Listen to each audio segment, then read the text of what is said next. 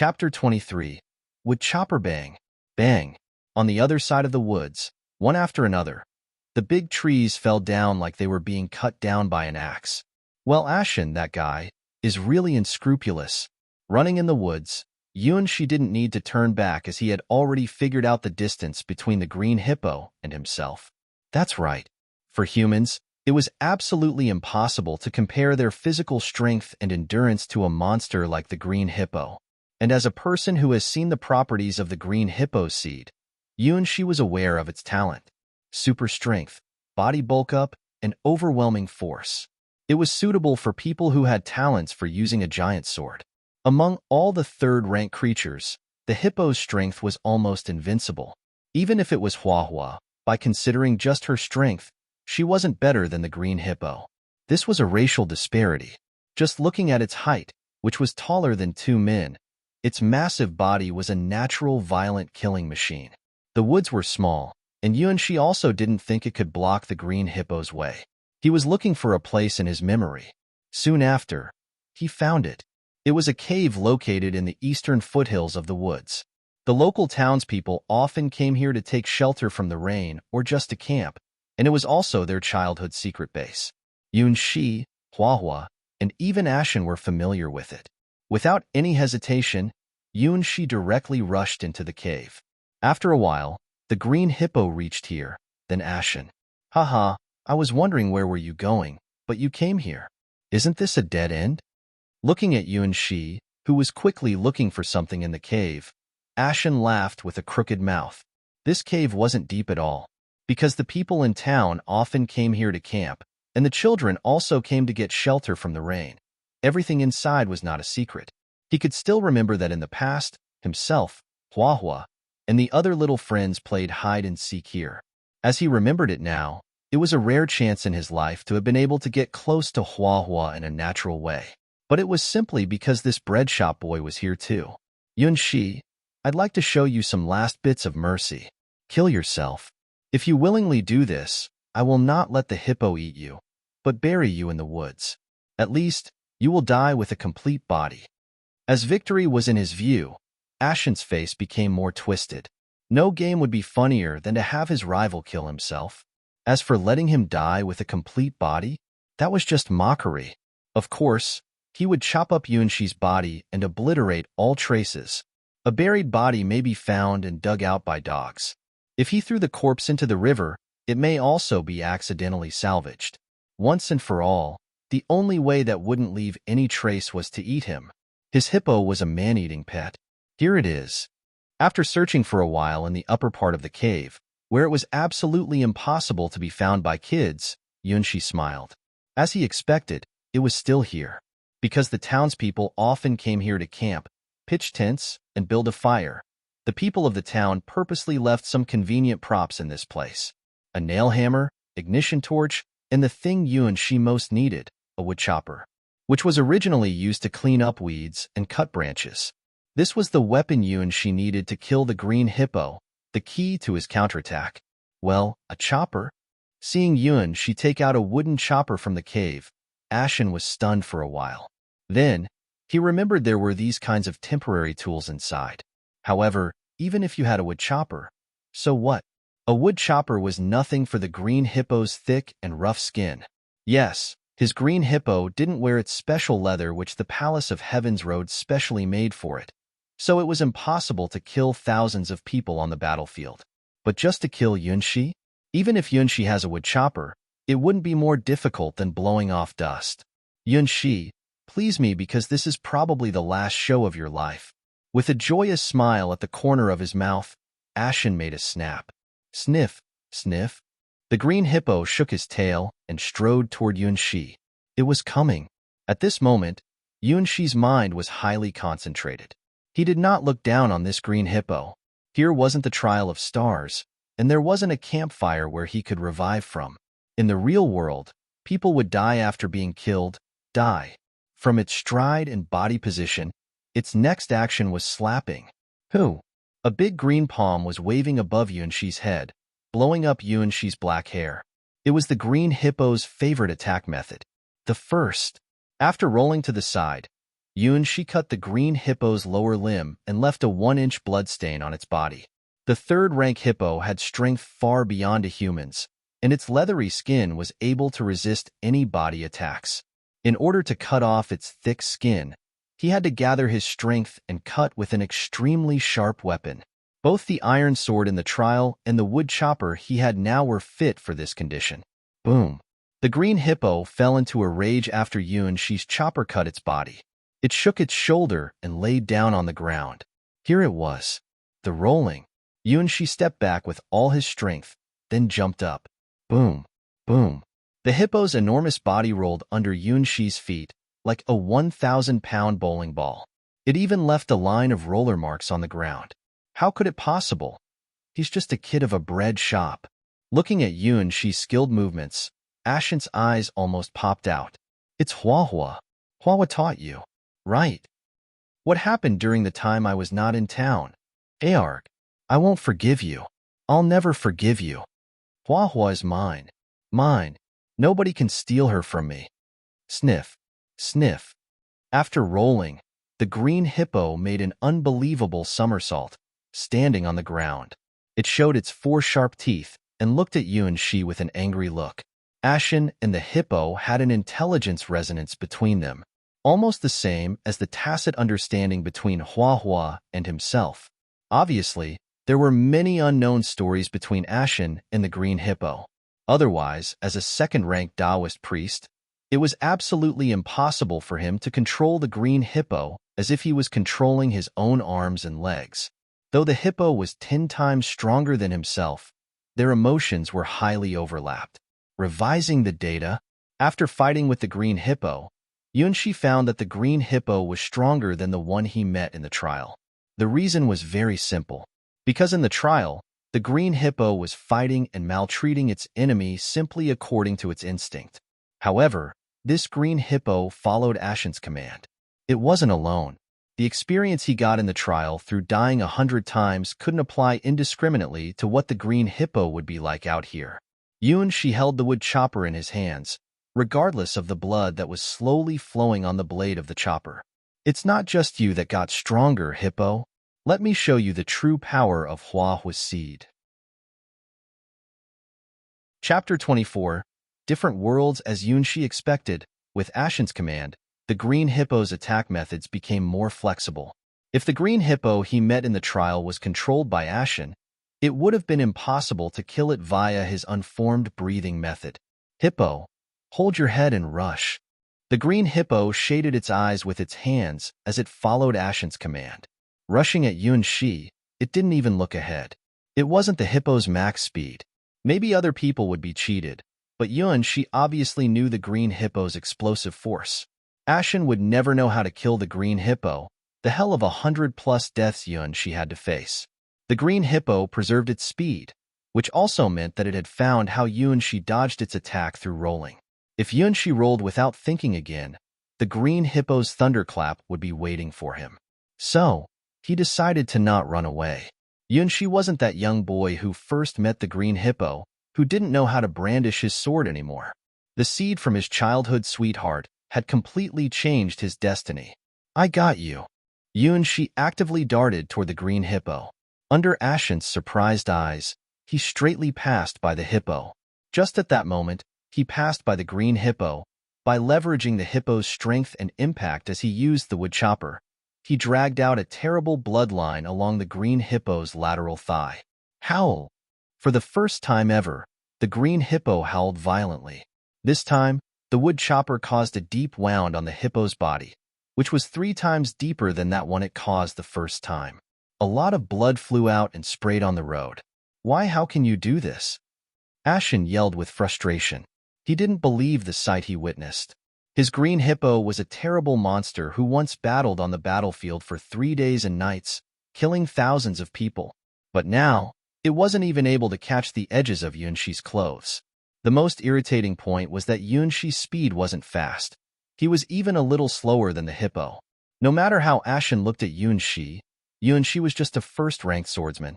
If a first-ranked swordsman fought against a third-ranked green hippo, the killing monster, should he not be killed at the first moment? How could he dodge the green hippo's attack at the crucial moments and deal a deadly blow to his green hippo in the most appropriate time and from the most unlikely angle? If the green hippo didn't have its famous iron-like skin, perhaps his attack would have cut off the green hippo's leg. This is Huahua's power. Yunxi himself didn't even have the thought that his attack was as perfect as nature itself. If he only practiced on his own, he would never have such a wonderful skill. In the real world, the fighting between the green hippo and himself was worse than the dilemma he faced in the trial.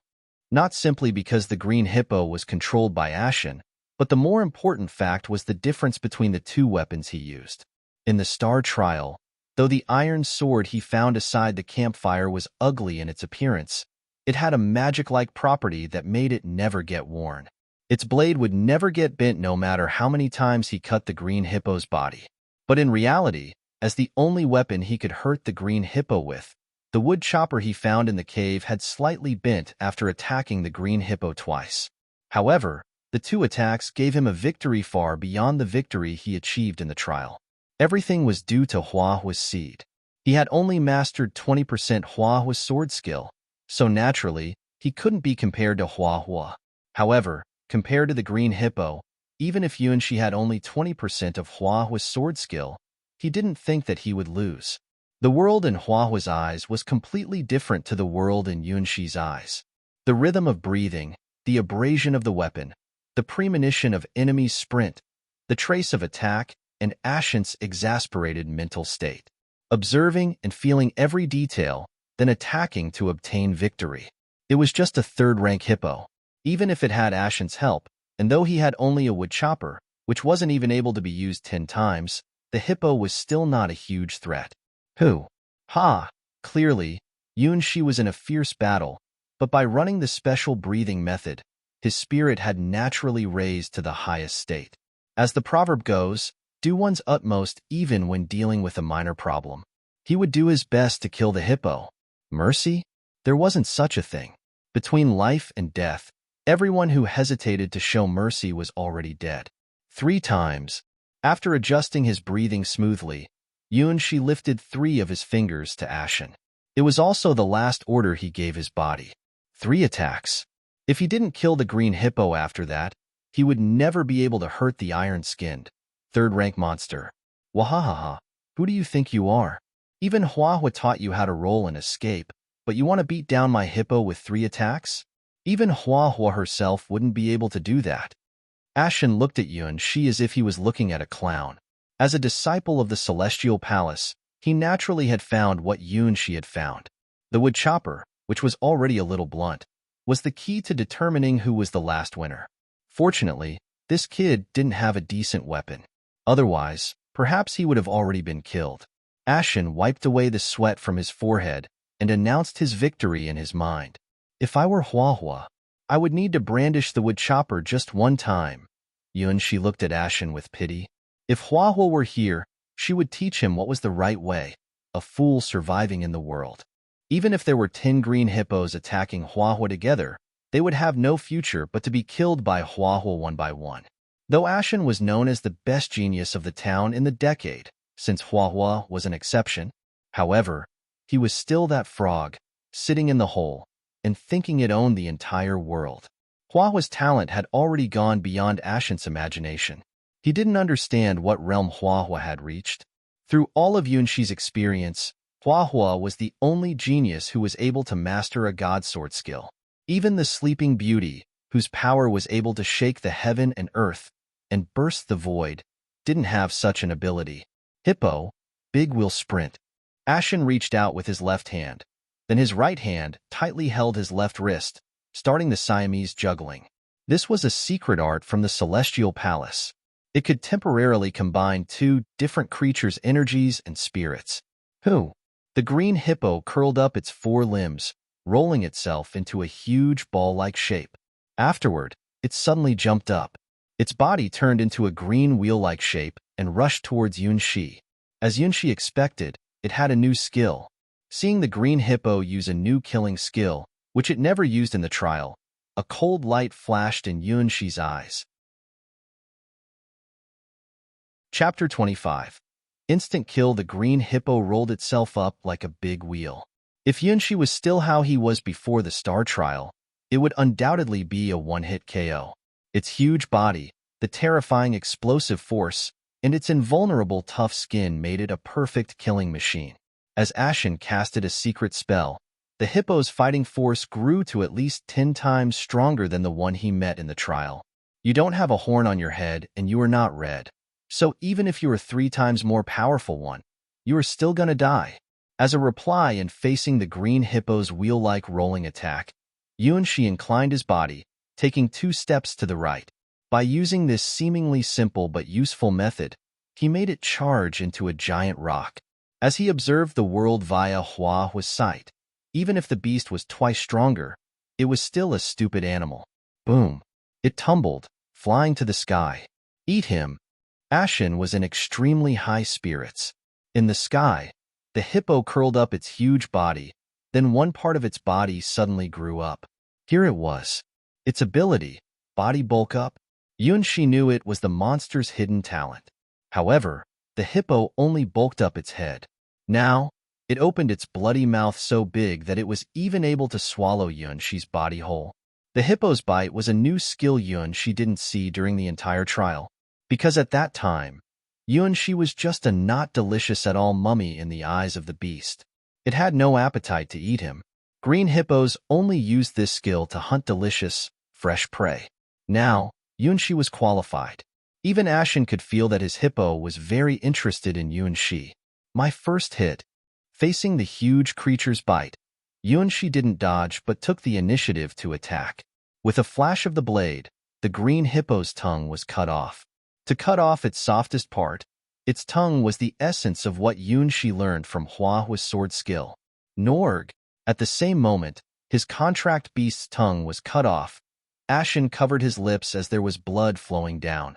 The green hippo suffered a fatal injury, and as a result, the same wound also appeared on Ashen's body. It was the effect of life tap. They were sharing damage. This was one of the prices he had to pay in order to control the third-rank green hippo. My second hit.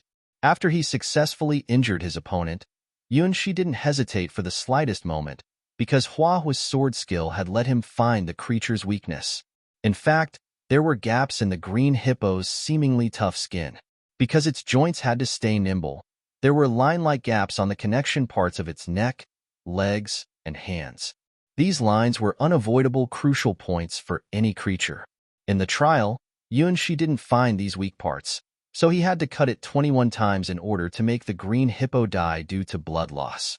If it was Huahua, even if she used only 20% of her power, she would only have to brandish her sword once. As for Yunshi, he needed to attack twice. The first attack cut off half of the green hippo's neck along the gap between its head and body, and along the line on the green hippo's right side. The second attack cut off 2 of its limbs in one breath. Maybe this was the feeling of dismembering an ox as skillfully as a butcher. Although, after cutting off these weak connection parts, the wood chopper was blunted. The spewing blood declared Yunshi's victory. Seeing, listening, and feeling Huahua's world made killing the green hippo much simpler. This is my last hit. Ashen, don't keep going in the wrong way. Yunshi turned his body flexibly and threw out the wood chopper with all his strength. It stabbed into somewhere below the green hippo's ass. Norg! Yunshi's fatal attack made Ashen's mouth foam as he laid on the ground, holding onto his ass with his hands in a weird way. Boom! The gigantic body collapsed. An item, which Yunshi felt a little familiar with, flew out from the corpse. This is a seed? Yunshi felt incredible as he watched the seed fly into his palm. It wasn't the same as the seed rewarded in the star trial. In the real world, the seed the green hippo left after being killed by Yunshi was a transparent seed, which emitted a pale white light and was seemingly so fragile that it couldn't even sustain a pinch. Inside of the seed, there wasn't some special instructions such as body bulk up, super strength, and overwhelmingly power. It only contained a ball of the power of blood. The seed of blood? As Yunshi read the meaning of the seed, he naturally understood what was different between it and the several seeds he got as the last reward in the rookie trial. This seed simply gathered the dead green hippo's life energy. It didn't contain any special talent or ability. Its only effect was to provide Yunshi the power of blood to replenish his life energy. If Yunshi once again suffered from exhaustion, he could use the seed of blood to restore his physical strength and energy. The seed would disappear after being used. In other words, it was just a one-time consumable. Well, it's not that bad. Yunshi vaguely imagined several methods about how to use the seed. Then his face slightly turned red. My hippo, no. This can't be true. After he lost his strongest trump card, Ashen felt as if his life had lost its color. In order to obtain such a strong contract beast, he had paid a lot of terrible and humiliating prices. Even he himself didn't believe he could endure all those dirty things. Everything he did was in order to go back to his town with glory and marry his beloved girl. But now, everything had gone to ruin. Ashen, you still don't realize it. You are not the only one who is worthy of Hua Hua. Walking to Ashen's side, Yunshi sympathetically looked at the son of the mayor, who had just lost his most important thing. No, I don't believe it. I'll kill you. Ashen's eyes turned blood red. It was not the end. He was a second-ranked Taoist priest. Even without the green hippo's help, he could also win against this bread shop's kid, because he was only at the first rank. He hadn't lost yet. He would turn the tide. He would strike back. Burning. My Cosmo. 2. Oh, do you have to do that? After dodging Ashen's frenzied counterattack, Yunshi watched this young man, who was once called the town's Gemini with Hua Hua, helplessly grow old, perishing. In the end, he became a mummy-like corpse, heavily dropping down to the ground. Ashen's death was inevitable the moment his contracted beast died. Life tap, live, and die together. This was the contract between the green hippo and himself. 1. It meant Char Aznable's Zaku 2 from Gundam 0079. 2. Cosmo from Saint Seiya, Legend of Sanctuary. Chapter 26. The Twin Saintess Ka. Yunshi was burying a shun with a shovel. Nobody would be able to see any remnants of the human corpse, a shun, that was buried in the place which the green hippo had fallen. Actually, he had no intention to kill a shun, but fighting the green hippo gave him no choice. It was either he died or the other died. He didn't have any other choice. When he noticed that the green hippo and a shun had an unusual relationship, he had long been aware that there was no medicine that can possibly rescue him. A shun, when you reincarnate, I know that you'll certainly hate me, but I must say one thing, you are truly mistaken. Having filled the soil, Yunshi plugged it with several branches, putting the town's once-in-a-lifetime genius, who had unfortunately fallen astray, a shun, into eternal slumber in the corner of a small forest. Goodbye, Ashun. Nobody would have known that in this place there had been a soul-stirring battle of life and death. After walking quite far, Yunshi didn't notice that the pool of blood left by the dead green hippo vanished in the wilderness as soon as a blue light flashed. White mist slowly filled the air in the warm spring water as the exhausted Yunshi collapsed in the spring, unable to even move a finger. That guy, Ashun, really got a fearful thing. Lying down in the familiar hot spring, the deathmatch struggle a moment ago reappeared in Yunshi's mind once again. Only by recalling the last 3 moves he used to solve the green hippo, he saw that the moves had contained a transition movement, route lines, as well as the limit use of the blade's edge. Hua Hua, you are rather too strong. Without having experienced an actual battle by himself, Yunshi was simply unable to imagine how fearful his childhood sweetheart Hua Hua was in the sword arts realm. Ashun was in fact not weak. That green hippo had a roller compaction move which could overwhelm all under the 3rd-rank powerhouse. But in Hua Hua's eyes, this green hippo was not that different than a piece of meat on the chopping block. So long as there was a knife, it would fall in seconds easily. To think that between people a gap this big of a degree existed. While his whole body was immersed in the hot spring, Yunshi unconsciously used the breathing practice technique he got from Hua Hua. Until now, he didn't know the name of this secret breathing technique. According to Hua Hua, this technique was seemingly as simple as the basic breathing practice method. But Yunshi also knew, even before he learned his half-baked breathing practice method from Hua Hua, that this was absolutely very extraordinary. Not only was this breathing practice method amazing for a beginner, But his novice iron sword was also the same.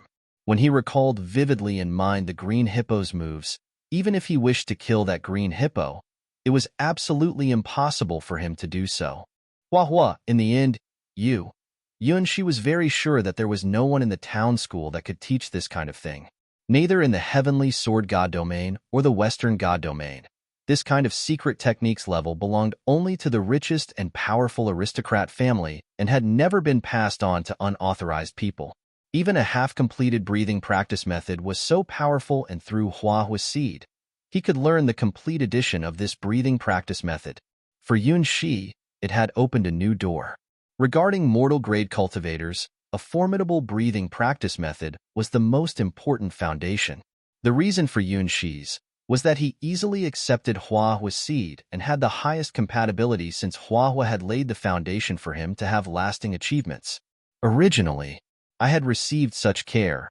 With every breath he took, Yun Shi could clearly feel that his body was changing. Unlike the absorption of the hippo's soul that gave quick results and eruption-like changes, this seed was silently and smoothly promoting the most fundamental part of his physical quality. Exhale, inhale.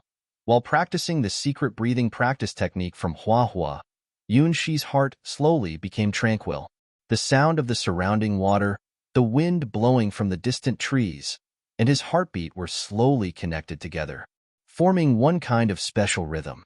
This was breathing, the most important vital activity for mortal life. It was also the beginning point for secret techniques practiced by all sections. Hua's secret technique was absolutely that of the highest level. It tempered the most basic part to quench the body into perfection and laid the most perfect foundation for all steps taken in the future. In many people's eyes, even geniuses, such as a Shen, when they were in mortal grade, they would pursue pure battle efficiency only. And for this reason, they didn't even hesitate to do dishonest things. These kinds of so-called geniuses nearly had no hope to enter the fourth rank, the hero rank. Even if they used some method to overdraft their future potential and barely broke through the grade, their advancement would still be stopped at the fourth rank. After they entered old age, their vitality would become so weak that they would step back and regress into the mortal rank again. They were lacking something, which was the basic physical quenching that was offered through a breathing practice method to temper their body to perfection. They were too obsessed and eager to cross the threshold for quick success and immediate gain, forgetting about their foundation. Hua's foundation was unknown. How many times better was it compared to a Shun's? Their future achievement would have been worlds apart. Therefore, a Shun, how would you even possibly pursue Hua? Moreover, Hua and I, thinking about that incomparably tragic future, Yun Shi couldn't help but sigh. Regardless of everything, had that seventh-rank apostle come here, she was strong enough to sweep away the entire White Lotus Sword domain. But that was a problem for later. Inhale. Though he was feeling hazy, Yun Shi still practiced Hua's secret breathing technique and maintained this state as most of his body sank into the hot spring, leaving only his nose and mouth above the water's surface. Getting immersed in this state of ecstasy meant that he had successfully practiced this secret breathing technique, as he then quickly sat in meditation and forgot everything. Having experienced a death match with the green hippo, Yun Shi became aware of his cultivation path advancement, as he finally started to transform himself to enter this world. Meditating coupled with the aid of this hot spring really helped his blood circulation. He continued to remain in this state for quite a long time. Even Yun Shi was unaware that the sky had darkened. At a nearby river where he was chased down and had killed the green hippo, a troop from afar was camping. One after another, white lotus-shaped lanterns were hung up in midair as layers of formation then formed, which even birds were unable to enter. Welcome, Her Highness White Lotus Saintess. Welcome, Her Highness Red Lotus Saintess. If Yun Shi was here, he could see that the mayor was kneeling down on the ground and sweating profusely with an anxious expression fully drawn on his face. They had already reminded that kid, a Shen, countless times that he must by all means rush here before tonight to greet the Sword Palace's messenger. That was also ordered by the Emperor personally, because these two saintesses were the White Lotus Sword domain's next successors. They were not only well known as geniuses of the millennium in the White Lotus Sword domain, but their souls were also interlinked. Their titles are White Lotus Saintess and Red Lotus Saintess. Enough with ceremony, we are only passing through here, and will only select disciples for the Sword Palace. We don't want to enter the town and disturb the inhabitants. Beads of sweats were streaming down from the mayor's bald forehead. The heavens might have taken a pity on this small town, since this town was the most ordinary frontier region in the White Lotus Sword domain with a population of tens of thousands of people. So how would they have the opportunity to greet such a great VIP like the White Lotus Saintess? And these two had already stepped into the hero rank. They were peerless powerhouses. Moreover, it was said that they were only 14 years old now. Chapter 27. Captured Yuanxi in the mountain's hot spring.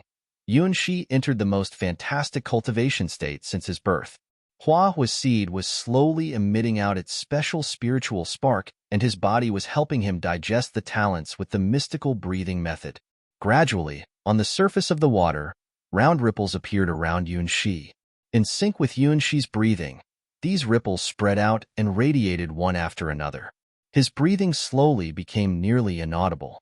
At first, his nose and mouth were exposed on the surface of the hot spring, but now they sunk into the water. In the foggy hot spring, Yuanxi's breath had already dissolved into nature itself, invisible and untouchable. This was a wonderful realm which was so difficult to touch by mortals, even for hero-ranked warriors. Taoists called it enlightenment. Buddhists called it epiphany. In the Western gods' domains, sorcerers and wizards called it God's thought. No matter what kind of description, they all pointed to this state. A state which was like a merging with natural itself to feel the truth of the world. It wasn't relevant to strength, but was more reliant on one's personal understanding, luck, or chance. Many hero-ranked warriors didn't get to enter into this state even once during their life, but due to an accident or something else, many ordinary people had the chance to get into this realm. Each mortal, as long as they had entered into this realm once, with no exception, all of them stepped into the realm of the hero rank in the end. Due to this state was also called the permit of hero rank. By using Hua's breathing method and fighting with the green hippo, Yuanxi finally broke the invisible barrier and grew Hua's seed to a condition that was able to support him to enter the state of epiphany. However, Yuanxi didn't know why. He had a strange feeling that he was pretty familiar with this state. "I'm here again." Yuanxi raised up his head, looking at the gate from a distance. It was a gate that stood upright between heaven and earth, high above the clouds. It was a scene that Yuanxi had seen in his dream a lot of times.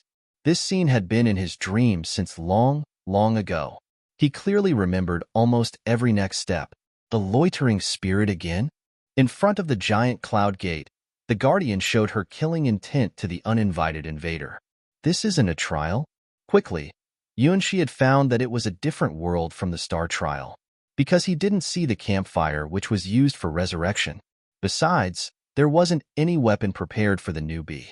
On top of that, the opponent he had to face was the guardian of the gate, whose level was so high that it couldn't even be identified. 3 wisps of icy blue hair were blowing in the wind.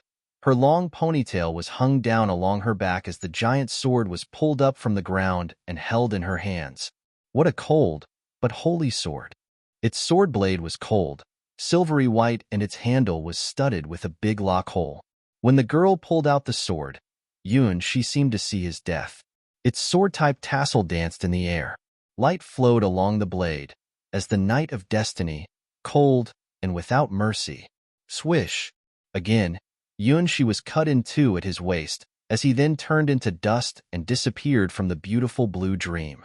Recently, isn't the invasion of loitering spirits a little too much? The girl frowned, though she had killed the invader again. Was it her illusion? The loitering spirit she killed just now looked a little different. Perhaps it was like an ant becoming a bigger ant? I died again. Yuanxi depressingly opened his eyes and found that he was in another, completely different world again. What a big tree. Maybe it was hundreds of meters tall. He couldn't see its top even if he raised up his head. What a giant stone. Each stone was almost a dozen times bigger than his own body. As for the mountain, it looked as if it was tens of thousands of meters tall.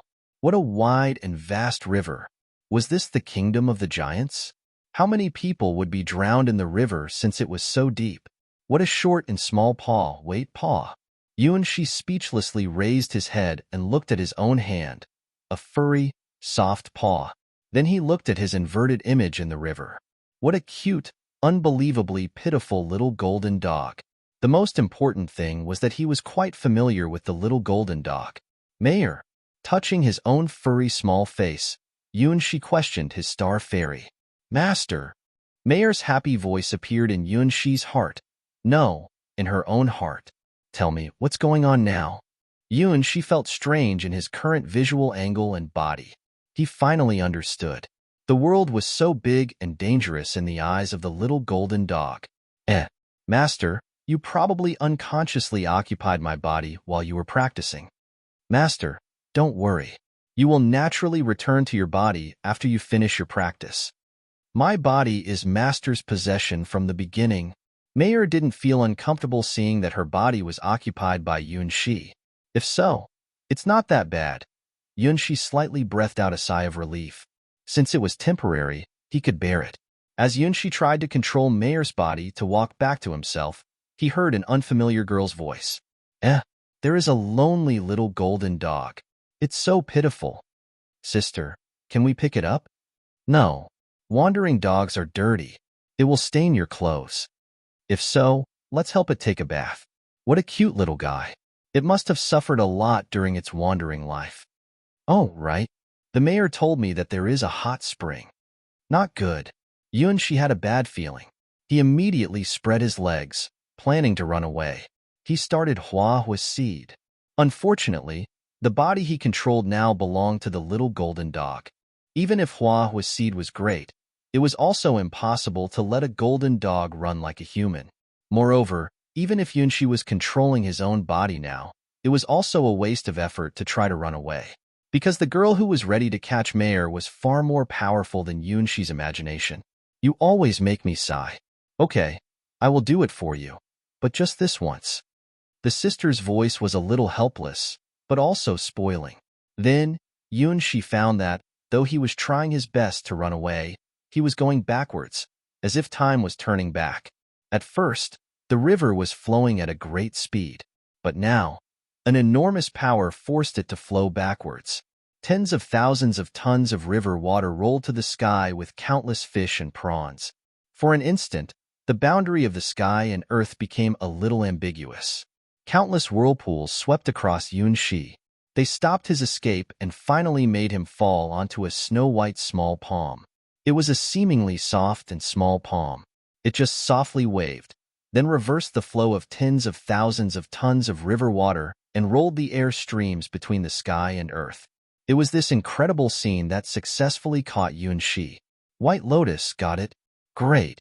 You're the best, sister. Chapter 28. The dangerous sisters struggling and struggling. Yuanshi was desperately trying to get away from the warm embrace and escape. Unfortunately, it seemed to be an absolutely impossible task, because the one who was holding him now was the young girl who just casually waved her hand and made the river flow backward, creating a powerful vortex that blasted him out to the world. This was not the power any mortal grade could have. It was even stronger than Hua, who could possibly be said as the strongest sword arts genius in the mortal grade. A sharp blade can cut steel, but it absolutely could never roll up a storm. This extraordinary force was beyond the limit of a peak third-rank mortal grade. Only one who had entered into the fourth rank, a hero-rank powerhouse, would have this kind of ability. No matter if it was one to the two big mainstreams in the Eastern God domain, the swordsmen or the Taoist priests, or to all other practitioners without the God domain, this rank was regarded as the most important step. Below the fourth rank, beasts such as the green hippo could only train its flesh and blood to the limit. However, if one wanted to break the limitation of the flesh and blood, he must enter a higher domain, which was known as the hero rank. Wu. After desperately struggling for a while, Yuanshi had to admit that even if he had the power of Hua's seed, it was useless. The opponents were just too strong. It's strange, this golden dog seems to be. The young girl who waved her hand and captured Yuan, she smelled the bleached golden-haired puppy dog's flavor and revealed a puzzled expression. It's not an ordinary golden hair. It seems like the Western god domain's golden fur princess. How could it be possible? This is the White Lotus Sword domain. The golden fur princesses are spoiled since birth in the Western god domain. So how could this one stray into the wilderness? The younger sister said while her bell-like laughter sounded. It was delightful and pleasant to the ears. Pooh, with great difficulty, Yuan-shi finally drilled out from the cage and looked up to the pair of sisters that seized him. He couldn't help but look expressionless. These two sisters had black and straight long hair, but their clothing and personal adornments were miles apart. The sister on the right wore red gemstone hair ornaments, with red petals like maple leaves, and was gorgeous and unrestrained. She was wearing some kind of witch clothes which were inscribed with a sword and flames similar to the dazzling burning flame of a red lotus. The sister on the left wore white crystal hair ornaments, with crystal clear petals just like the ice, depicting a snow lotus, looking sacred and graceful. She wore almost exactly the same clothing design as her sister, but inscribed on it were pieces of lotus leaves, the white lotus, red lotus, and white lotus. It was precisely the best way to depict their portrayal. It wasn't just their clothing and personal adornments, but their features were also very alike. Seeing them from this too close of a distance, these two looked almost exactly the same. But how come there seemed to be something that was not quite right when looking at them? From Mayer's angle, there was some kind of strange sensation that he couldn't tell from these two sisters. Then how would you explain this feeling? The older sister raised Mayer's small body as she guided the younger sister's hand to repeatedly stroke Mayer's body up and down. Not even the most shameful part was left out from their touch. I cannot marry anymore. Having been played like this, Yuan-shi could only feel a kind grief and have mixed feelings. It was the first time since birth that he felt he was so ravaged and devastated by a human. Hey, this feeling, these hairs, there is so much spiritual chi. The younger sister was surprised. She looked at Yuan-shi and smelled Mayer's fragrance. This good and nice fragrance. Is this the legendary golden fur princess? It is possible, but we have not seen that legendary creature. How did this kind of pet live in this destitute and wild country? The older sister frowned. Even if she wanted to know, she could not understand it. That was only natural, because Mayer was not a golden fur princess, but the nobler star fairy. Yuan-shi helplessly shook his head. This misunderstanding might not be able to be solved in the future. Could it be that this fellow belongs to a Western god domain's princess, and she accidentally let this fellow run? The younger sister looked like she was taking a fancy to Yuan-shi's body. Do you really like this little fellow? Looking at her younger sister that seemed unable to put it down, Red Lotus's eyes revealed a gentle expression. Even she rarely saw such a warm expression in her younger sister's eyes. The golden fairy of the golden fur princess may bring wealth and fortune to humans.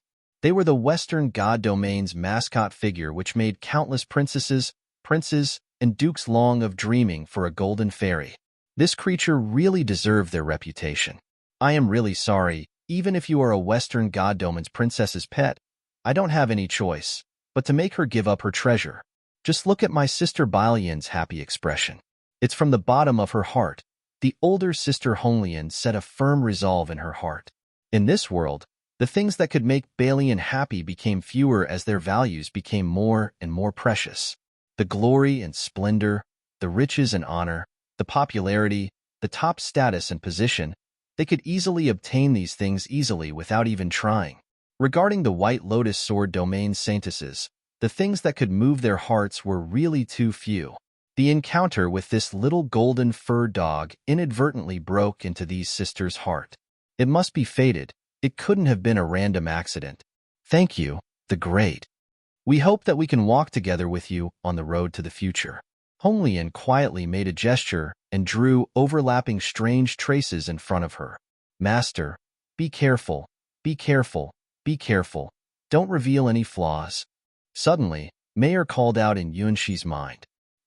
What happened?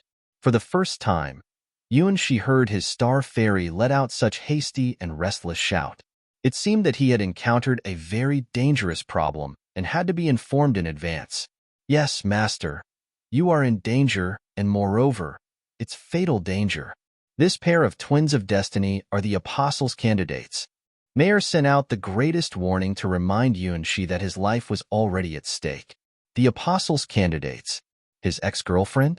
A gigantic alarm sounded loudly in Yuanxi's mind. Although they did not directly reach the level of genuine apostles, they were the candidates.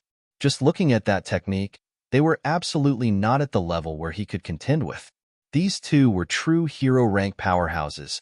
They could reverse the river flow with a wave of a hand. An existence that could create a fearful tornado vortex. Moreover, the hero rank. Yuanxi suddenly looked up and watched the twins. An outlined impression instantly floated in his heart. Yes, it was them. The same as a Shen's green hippo that was selected by the stars as his first smelting trial to reach the final goal in the love system. Back then, he had used a kiss to wake the sleeping beauty that was in a deep slumber in the deepest part of the forest. It turned out that the sleeping beauty was not a person, but a pair of twins, Chapter 29. Their secret. Let's go.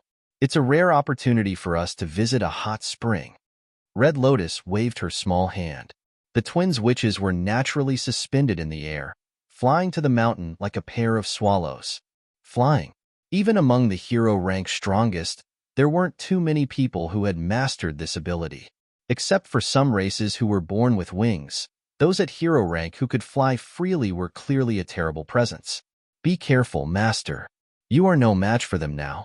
They're a pair of twins who are cursed by destiny. Mayer carefully warned Yuanxi not to be found. A pair of twins who are cursed by destiny. Through Mayer's eyes, Yuanxi looked at the flying pair of saints and felt something was wrong with their bodies. Inside the mountain fog, the twins quickly arrived at the hot spring. It was a specialty only the townspeople knew of.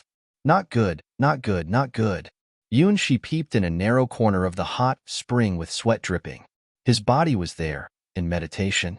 If the twins found him, he didn't need to consider if he would die, but how he would die. No matter if it was the elder sister, Red Lotus, or the young sister, White Lotus, they could kill him easily like crushing an ant with a finger. The absolute distance between their strength wasn't something that could be filled by using only 20% of Huahua's seed. Red Lotus and White Lotus. They were the apostle candidates of his ex-girlfriend. They were the powerful, terrible warriors that Yuanxi had ever seen. Scanning in front of the hot spring, the elder sister Red Lotus lifted her forefinger. A spirit light scanned the area and exposed the view of the hot spring. Nothing special. Seems there is a first-rank turtle. Ignore it. Red Lotus looked at Yuanxi's location. Her spirit light told her that it was a slow-breathing, unmoving first-rank creature. It didn't have any life wave. Perhaps it really was a turtle. Only this kind of creature could make their breathing and heartbeat close to zero, but still kept their life waves soft and gentle. Let's bathe our little golden dog. The young sister White Lotus held Yuanxi in her arms with a happy smile. Wait, all-seeing, my Red Lotus sword. On Red Lotus's fingertip appeared countless of light points as they converged into a deep red light sword suspended in the air. Centered in the sword light, within 1 kilometer, no birds could fly in. If any visitor wanted to come in, he had to first break through the light sword. After getting prepared, Red Lotus snapped her fingers.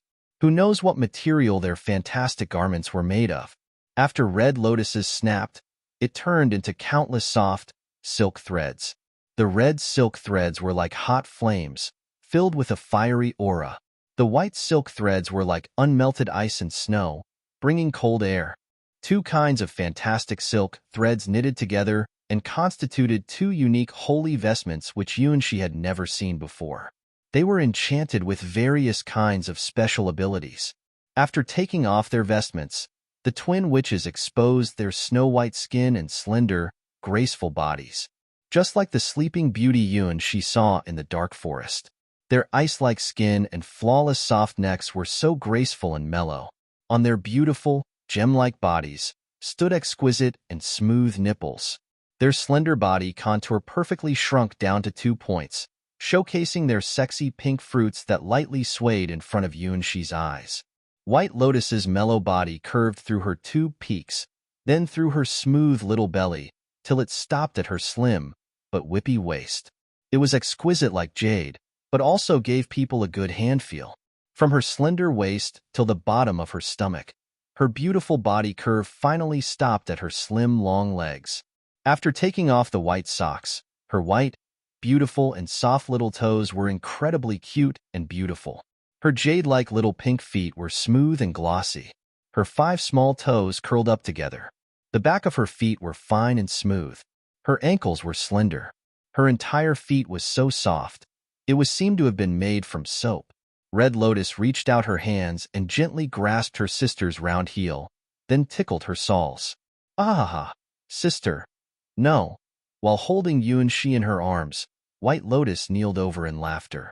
Her feet felt unsstoppably itchy as she kicked and splashed the water. Hey, it's a punishment for your stubbornness. It's not an easy game to feed a little dog. Besides, I think this little golden dog has a master. After teasing the sensitive body of her shy sister, Red Lotus raised up Yuanxi. Her eyes became more certain. As expected, you are a golden fairy. Why do both Huahua and you think that Mayor is a golden fairy? Yuanxi muttered and peeped at the location of his own body. Close. They were too close to his body. Originally, it wasn't a big hot spring. Once the twin witches paid a little attention to that corner, he would be exposed. In this case, even though he didn't like it, he still needed to play his role as a little dog. Struggle, struggle, struggle. In order to save his own life, Yuanxi tried his best to attract the twin witch's attention to the little golden dog. Don't move, little dog. Let me help you bathe. The younger sister White Lotus was seemingly the gentle and kind one between the twins.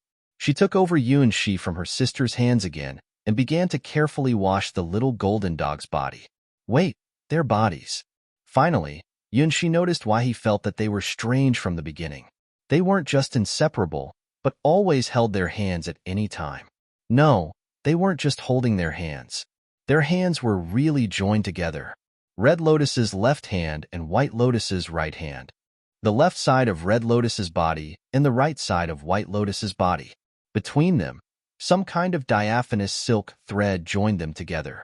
Yuanxi had thought that they were holding hands, but in fact, it was just his misconception because their clothes were naturally connected together. Within these silk threads was a kind of spirit light which made Yuanxi feel uncomfortable. There was even blood flowing inside it, permanently binding the twins together. The twins cursed by destiny. Yuanxi remembered Mayor's words. So, this was their curse, the proof of the twin saints. White Lotus and Red Lotus were inseparable. Chapter 30. Poison Saintess. So comfortable. This hot spring is great. After teasing her sister's toes, Red Lotus stretched her body. Seeing her pair of rabbits swaying, Yuanxi almost failed to keep his composure. Dear heavens! Since the summer his sword skill teacher taught him that lesson, he had never experienced this kind of gentleness. He didn't even know where he should put his eyes on in front of the pair of twins. This time, the higher person gave a special instruction. They wanted us to invite the sword talent with our largest sincerity. No one expected that she was living in such a remote town, far away from the center of the gods' domains. Sword talent? Living in this remote town? After hearing this, Yuanxi was confused for a while. Then, his childhood sweetheart's appearance appeared in his mind. The first girl to reach the 3rd rank before her 16th birthday was the center of jealousy of all children at the same age. If Red Lotus was talking about this small town, then only Huahua was eligible to be called as a genius. Regarding her family background and talent, if her family didn't have that accident, she would never have come to the White Lotus sword domain. Red Lotus sighed. Originally, she should be a girl respected and focused on by everyone. Every gem will shine in the end. Even in such a remote area, her light still can't be covered, can't she? White Lotus smiled faintly. This is also the reason why we personally came here to invite her to join the Sword Palace. Other forces haven't found her yet. Even we only found out by accident. Yes, she really is a peerless genius. Someday, she will leave here and shock the entire world. We just came here to invite her in advance. Huahua, long time no see. His presentiment came true. They were here for Huahua. Even though he had had a feeling that Hua wasn't a simple girl, but she finally heard the conclusive evidence from their conversation. Hua didn't belong to the small town. As the twins said, her talent wasn't something this small town could gestate. She vaguely remembered that Hua's family was from the Western God's domain. However, it's been 10 years. Every townspeople now considered Hua's family as a part of the town. However, everyone also knew that someday Hua would one day leave this common small town. Hua was a third-rank sword genius and was the strongest 16th-years-old girl. Such a girl would definitely step onto a higher stage in the future. Red Lotus and White Lotus, the pair of twins, came to invite Hua. But something is strange. I received another instruction. It's about searching for a special person. After talking about their purpose of travel, Red Lotus turned the topic to another one. Another order? About what? White Lotus curiously reached out her small hand, drawing a fantastic crossing mark in the air. It didn't have any explicit direction. They just asked me to pay attention to this area, looking for some upstart geniuses. Especially a liar who appears suddenly, seems very honest, but in fact, likes to flirt with women. Anyone who finds him can give up any other mission and order all the apostles to alternate and hunt this liar down at all costs. The priority of this instruction is incredibly high. What kind of liar can make them issue such an order at all costs? Red Lotus was also surprised by it. After she became the apostles' candidate, she never saw such a high-priority order. In her imagination, the liar must have caused an unforgivable trouble. Even that presence lost her temper and issued a fatwa. 1. Tisk tisk, the liar will die miserably. White Lotus could image that once the person was found, a miserable ending would be waiting for him. I'm afraid the liar isn't an ordinary person, since it was that presence that issued the fatwa. If we find him, we might have to fight with all our strength. Red Lotus's eyes showed that she was serious. The liar didn't mean. Sweat streamed down Yunshi's face. He finally understood what the highest warning mayor said meanly. He was just a first-rank swordsman, but the twin witches were at the hero rank. If they found him, he would get to know the meaning of despair. Sister, let's forget these boring things. Let's talk about our dream. White Lotus seemingly had no interest in battles and chases, but girlishly remembered the interesting thing they met not long ago. I won't listen. That nightmare. It's the shame of a lifetime. Once her sister spoke of the dream, Red Lotus's face turned red. I won't admit it. As the Red Lotus Saint, the owner of the Holy Sword, how could I have such a shameless dream? I am not that kind of person. Yes, it was impossible. Unreasonable. She put her mind to cultivating, defeated all opponents with her sister, reached the position as a saint, and garnered attention from that supreme presence, obtaining the identity as the apostles' candidate. Would she have such a girlish dream? It was extremely ridiculous. In the dark forest surrounded by brambles, she was kissed by an unknown man. It was the biggest shame in her life. She didn't even remember the man's face. Giggle, I don't think it's a bad thing. After all, sister, you are a girl. It's not strange to have a dream about falling in love. In the dark forest, the cursed beautiful princess fell into a slumber, but was finally woke up by her destined prince's kiss. What a romantic story. Why didn't I stop you? Otherwise, at least, I could see the prince's face. Unlike her serious sister Red Lotus, the young sister White Lotus's eyes were full of a girlish, dreamy atmosphere. Prince, where are you? My prince? For you, I'm willing to be the cursed princess, sleeping in the dark forest and waiting for your arrival. I believe someday, you will come to me just like in the dream. Take my hands and kiss my lips. Do you know after that, in my dream, I met with you every day? Red Lotus eyes gazed at White Lotus, as if this was the first time she recognized that her sister was so unreliable. Yes. Unlike other people's imagination. In fact, the honorable, mysterious White Lotus Saint was a fantastical girl who liked to read romantic novels of the Western God's domains, and was addicted to the stories about princesses and princes. Commonly, people called it the pubescent girl indulged in love. One fatwa is just an old term for decree or command. Chapter 31. Turtle catching the dark forest, the sleeping beauty, and their kiss.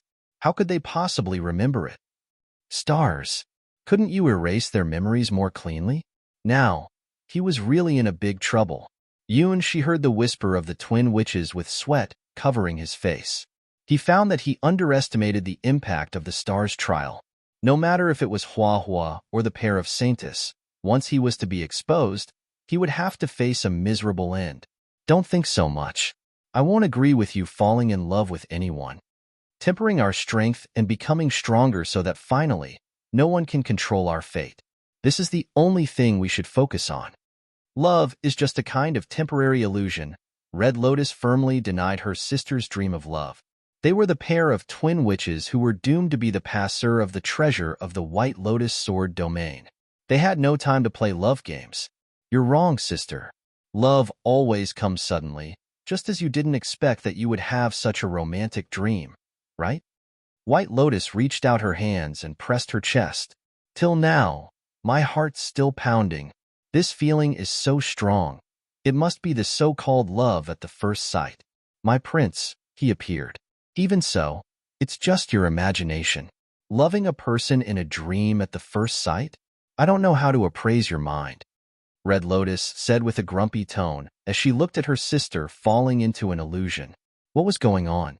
It was just an ambiguous and absurd dream, but her sister suddenly fell in it, as if she was being possessed. After waking up from that dream, she always talked about the prince in her dream and even vowed that she would have a wonderful meeting with her dreamy prince. My sister, you are too naive.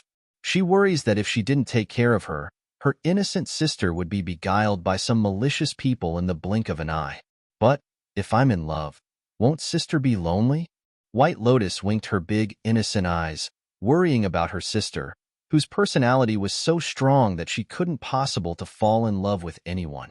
If you fall in love with someone, if that's true, I will be in a big trouble, as she slightly imagined what would happen if someone cheated her sister and made her fall in love. Red Lotus was thrilled, as she then looked at their joined hands with a mixed feeling. They were a pair of twins linked together by fate. In the meanwhile, they were also a pair of cursed twins. Since they were born, they were joined together. Hand in hand, both halves of their body, they were linked together by incredible lines. They had these invisible lines since their birth. It gave them superior talents and made them hero-rank warriors while they were still 14 years old. Equally, these invisible lines also bound them together. It made them unable to leave each other. Their breathing, heartbeat, and cultivation methods were all closely linked to these lines. Even at the time the Overlord paid attention to them, she also clearly told them that they couldn't cut off the lines. If they used brute force to cut off these lines, both White Lotus and her would die.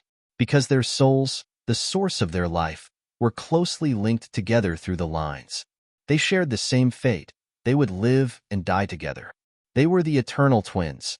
They were the cursed twins. Theoretically, humans couldn't reach hero rank before 16 years old because their immature bodies couldn't bear the power of the hero rank. But they could because they shared each other's strength and could merge each other's different properties of power. They were like the great way of yin and yang. Red Lotus was yang, and her sister White Lotus was yin. As a pair of twins, their cultivating speed was not only twice, but overwhelmed other people's practicing speed by more than 10 times. This ability made them the presumptive master of the White Lotus Sword domain in the future, though they were only 14-year-old juveniles. In the meanwhile, it also brought them giant pains. Once others knew that they were a pair of cursed twins, though they wouldn't expose their mind on their faces, but their eyes would subconsciously become weird. In face of a thing they didn't understand and wasn't able to control, people were always dismayed, disturbed, or even frightened. Long, long ago, she had understood that she had to become strong, far stronger than anyone else. In that case, she could protect her innocent sister's clear eyes away from the dark side of the world. But now, there was a serious problem. Her cute, innocent, and carefree sister fell in love with a ridiculous, non-existent dream person. Oh gods, what was wrong with her? She regretted that she had such a shameless and ridiculous dream. What a bad effect the dream brought to her sister. I think that you should pay more attention to this little dog. At any rate, it's better than the non-existent dream prince. I will take a break. Now, Red Lotus was glad she caught the little golden dog. At least she could use it to divert her sister's attention. The dream prince, go to hell 10,000 times. You are not even worth one of this little golden dog's hair. After washing Yunxi clean and handing him to her sister, Red Lotus closed her eyes and entered a dormant-like state. This was a tacit understanding between the twins. Because their bodies were linked together through the invisible lines, they couldn't leave each other. In that case, only when one side of them entered the dormant state could the other side have a short amount of free time. In the daytime, most of the time, Red Lotus took hold of their actions. In the night, she would temporarily sleep for a while to let her sister move freely and play games. Okay, little golden dog, come here. White Lotus adroitly stood up and held Yunxi in her arms, who was still in a stunned state. Red Lotus's body naturally followed White Lotus, floating like a ghost by her side. Their tacit understanding was already deeply in their souls. I don't know why, but my first glance had told me that we are destined. Little golden dog, do you want to live with me from now on? White Lotus lifted up Yunxi's body and gave him a gentle kiss. The twin witches' white, fragrant, and soft bodies had been seen by Yunxi from top to bottom. But he swore that it wasn't on purpose. Right? Sister said that there is a turtle. Let's go to catch it. Would you like that? Yunxi still didn't recover from shyness, but when he heard White Lotus, he almost scared his nerves out. Turtle? Turtle. Chapter 32. Let go of the turtle. No. Don't look at that place. Yunxi desperately controlled Mayer's body, trying to stop the girl. Unfortunately, it was obvious that Mayer's poor body had no strength to stop her. 1 step, 2 steps, White Lotus was nearly walking on the water, slowly getting close to Yunxi's sleeping place. Bad. Really bad. He would be found by the apostle's alternate of his ex-girlfriend, get caught by her, and sent to one of his ex-girlfriends and forced to do various shameless things. Yunxi closed his eyes and waited for the judgment of fate. Turtle, where's the turtle? As Yunxi hopelessly waited, White Lotus hummed a happy tune, walking to the location where Yunxi hid his true body. Inside the water's mist, Yunxi's body was sinking in the hot spring. His breathing was nearly zero, and his life force was also imperceptible. Because of that, Red Lotus thought that he was just a turtle. However, it was just a special breathing method, not sneaking nor cloaking. The hot spring wasn't deep. Even if he had sunk to the bottom of the water, everyone would find the so-called turtle's true face if they came closer. Gee!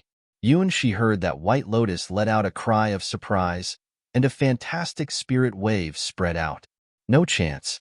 Yunxi was regarded as a turtle by Red Lotus. Now he exposed himself. She found him. He was found. Yunxi felt that the world faded and his life had come to an end. Should he resist?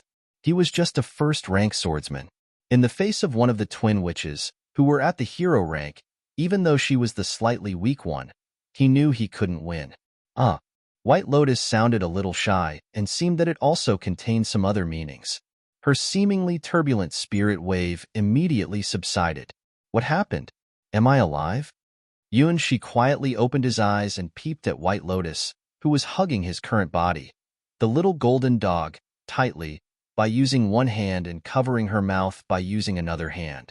She looked pretty shy. It seems that because Red Lotus was in dormant mode, White Lotus's left hand was tightly bound to hers, but now it had a certain freedom. She could move her left hand within 1 meter. Her small hand covered her pink lips, and her eyes moved. Her expression looked as if she wanted to look at him, but didn't dare to look, which was ineffable cute. Yunxi turned around, and not surprisingly, he saw his sleeping body under the water. Through the misty surface of the water, he could see his own quiet eyes, perfect proportioned legs and arms, and his intangible rhythm of breathing. Why didn't she kill him? Oh right, she didn't know that he was the wanted star child. The twin witches had received the decree, but they didn't know the age and appearance of the wanted star child. So, in the eyes of White Lotus, She just suddenly found an unknown man in the hot spring. Then why didn't she kill him? For an instant, he'd felt the fleeting spirit wave. What made her stop? White Lotus was observing Yunshi's body again and again. Every few moments, she wouldn't be able to stand the shame and turned her red face away, but after a little while, she would peep at him again. There and there. On her fingertips gathered a group of mists. They slowly formed into a misty human shape. Contrasting the first character, 100% perfect. Contrasting the second character, 100% perfect. Substituting, judging, and locking on all the elements. Yunshi looked at the changing, modifying human shape. He thought that it looked familiar. Oh right, it was himself. After White Lotus's small hands seized and modified the mist-made human, it looked more and more like Yunshi. Could it be?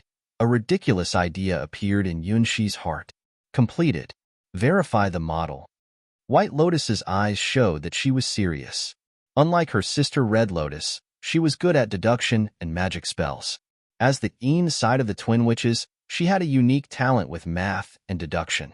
It wouldn't be an exaggeration even if you said that she was the #1 in the entire White Lotus sword domain. Red Lotus's power was biased toward battle, while her power was biased toward assistance. So, when the twin witches teamed up together, they could burst out a really inconceivable battling force. Now, she was trying her best to deduce and instantiate the person who was at first nebulous inside her memory. At first, she couldn't do it simply by using the data she obtained from her dream. However, except for the inorganic data, she had a bug-like tool named the instinct of a girl in love. At the first glance, as she saw the person, her heart beat unreasonably as countless messy data appeared in her mind. The girl's instinct told her not to use a magic spell, but to instantly deduce the data, build a model, and then try to calculate the result. The possibility is near 100%. No, it's 100%. My presentiment is right. Someday you will come to me like a gift dropped from the sky. Just like the story goes on, you're my own prince. Hugging Yunshi's body, White Lotus blushed like a sunset cloud in the summer. I found you. You are mine. My dream. The #1 prince in the world. Too bad. She found about that. Yunshi sighed about his bad luck as he choked due to the girl's 2 white mountains. It was just a dream made by the stars, and the stars had blurred his face in the dream. Girl, why are you so incredible? How could you figure out that the damn turtle was your prince simply by calculating the data of my body shape? Apparently, they only met each other once in the dream of Sleeping Beauty's kiss. Hoo-ha! It was hard to imagine that as a hero-ranked twin which she was so nervous to the extent that it troubled her breathing. Being hugged in front of her chest, she could hear her strong heartbeat. Sister, I'm sorry, but only this I can't give you. Because I found him first. Even if you are my sister, I want to take an advance on you. Sister, didn't you say that you hated the prince? So, you won't mind I take one step first, right? The girl cheered for herself, then with a fearless expression, she hugged Yunshi in her arms, walking up to his body step by step. Bang, bang. The girl's heartbeat echoed aside Yunshi's ears, shy, but soaring, firm, and excited. Wait, what were you going to do to the sleeping me? Why do you look so nervous, excited, as if you were preparing to commit a crime? Let go of the turtle. Chapter 33. Love of the stars inside the pervasive water mist. White Lotus carefully, as if she was afraid of walking up the sleeping body, walked toward Yunshi, who was mistaken as a turtle by Red Lotus. My prince, my destined lover. No, you are mistaken. Yunshi tried to weep, but failed to shed a tear. He looked at the saintess, who reached her hands towards his body, with a bad feeling rising up in his heart. Why?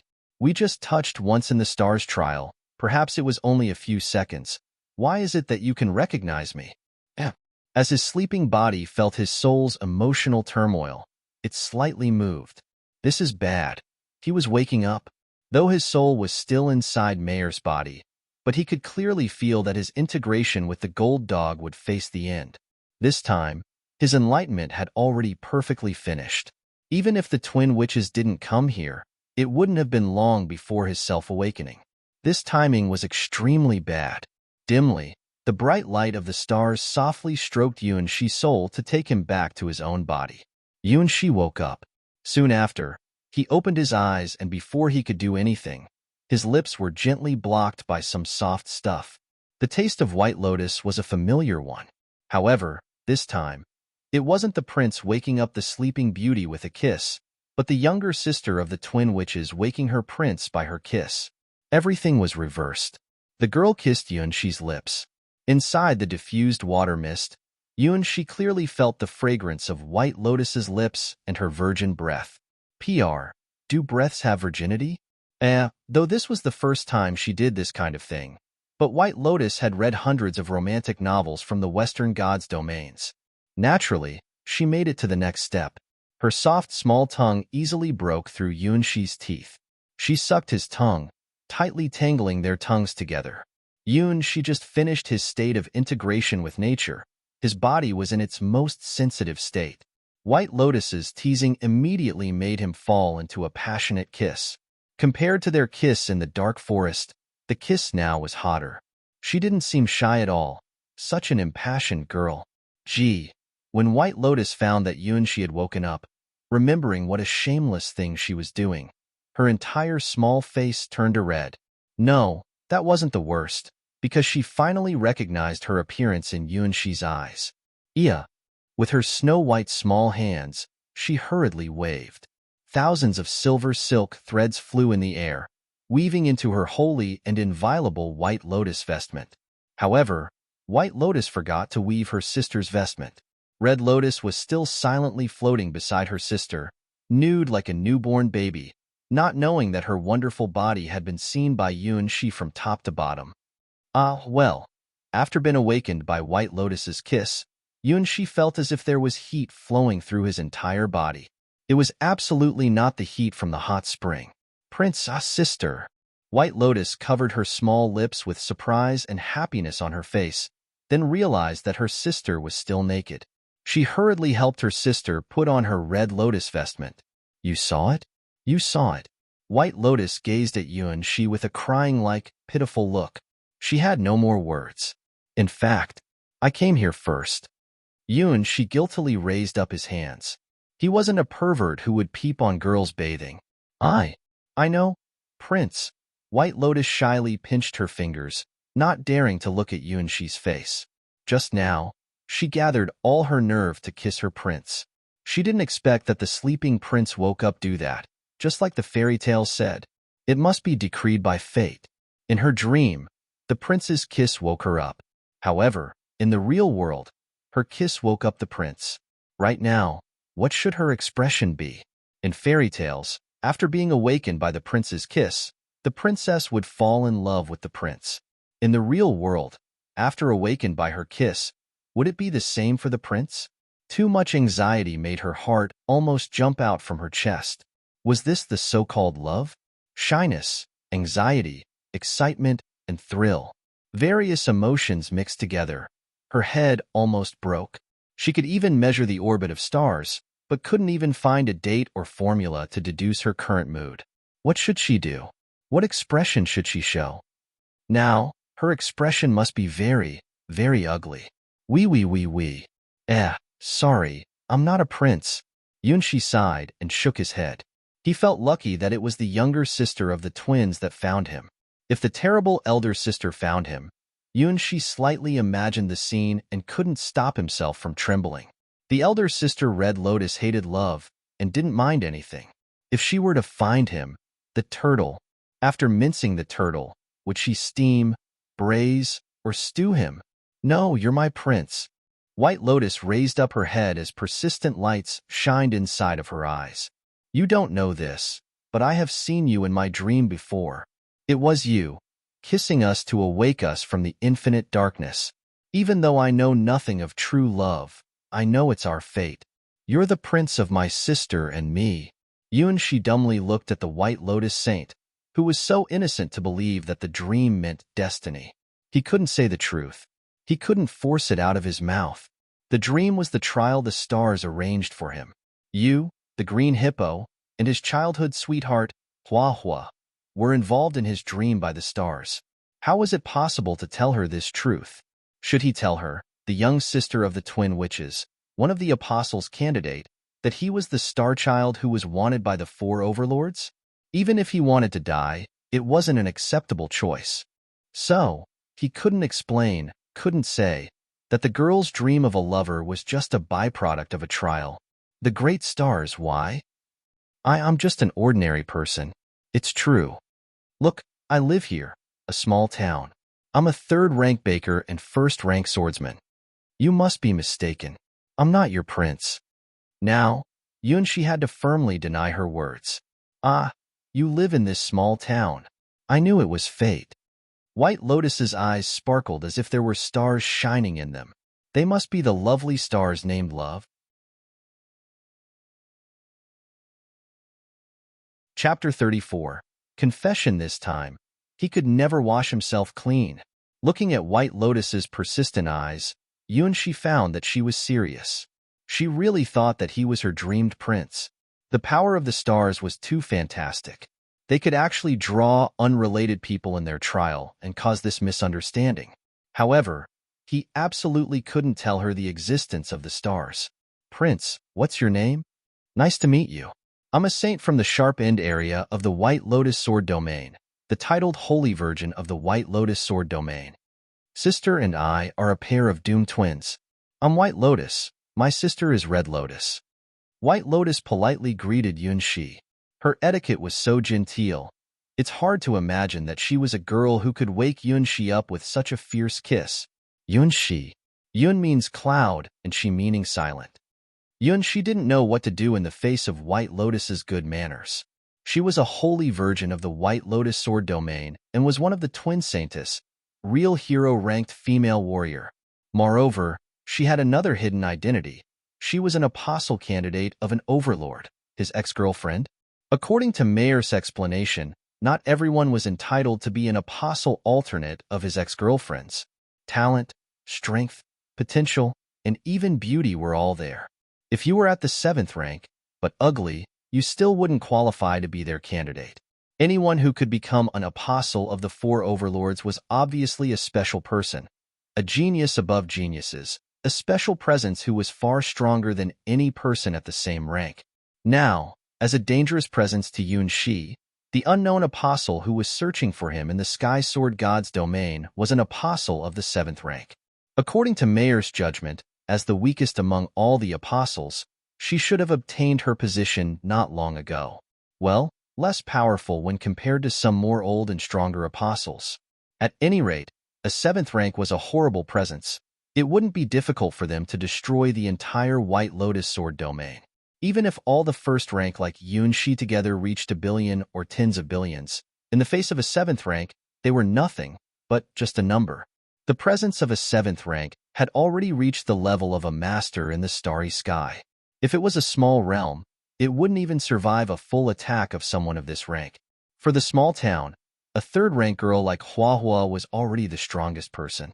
As for the twin witches who were at the hero rank, they were legendary people. Now, one of them, White Lotus, was smiling sweetly and shyly in front of him. Her big black eyes were filled with love. In the end, what went wrong? Yunshi, what a nice name. In the end, my prince is beside me, at the place I'm supposed to be at. Ah, what a fantastic destiny. Thank fate, it guided me to meet with you. So, when can we talk about our wedding? White Lotus looked at Yunshi in ecstasy. No, it wasn't fate. It was the star's fault. Yunshi wanted to tell her the truth, but he forced himself to stop. Weird. It was too weird. He had never met such a girl like White Lotus. She was so innocent, enthusiastic, and pure, as if she was a princess that came out from a fairy tale. It seemed that all the darkness and dirty stuff in the world didn't exist in her eyes. She was like the most beautiful flower that bloomed in a greenhouse, snow white and spotless. How did such a girl grow up? Didn't she know that the world had a lot of bad, dirty, and dark stuff? It was just a kiss in the dream. She thought that he was her dreamed prince. She even started to design their wedding. The process was too fast. Cough. Your honorable holy virgin, please stop mocking me. I'm not a guy who deserves your love. Yunshi said the truth seriously and nervously. Why? White Lotus looked at Yunshi with a puzzled and doubtful look. Because I'm just a baker, and you're a holy virgin of the White Lotus sword domain. Yunshi tried to point out the differences between their identities by using a simple method. Anything wrong? White Lotus cocked her face with an expression of, I don't know what you were talking about. It means that the gap between our identities is too wide.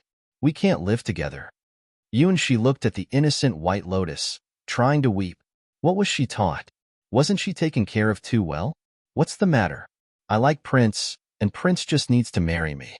White Lotus didn't understand because she never needed to understand these kinds of things before. Since her childhood, she could almost get everything she wanted. Her sister and she were born as the best witches in the White Lotus sword domain. From her childhood, she didn't need to worry about food or clothes, and everyone took good care of her. Her fate made her focus on reading books, deduce, and to be her sister supplementary.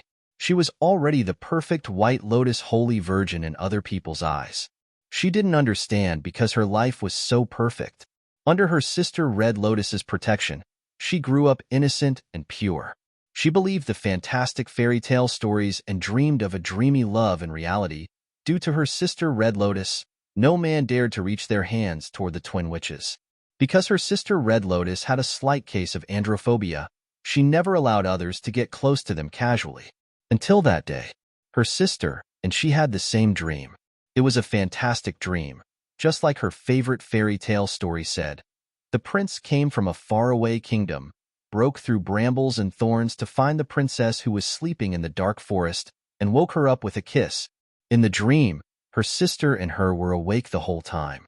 She even vaguely felt that the prince tore the brambles away from them and finally met with her. The kiss was the first kiss for White Lotus and Red Lotus both. Love at first sight, it must be like that. When she opened her eyes, for the first time she stayed in the same body with her sister, she saw her prince. At that time, she'd understood that this was the so-called destiny. She finally encountered her prince, as dramatic as the fairy tale stories. Prince, her prince.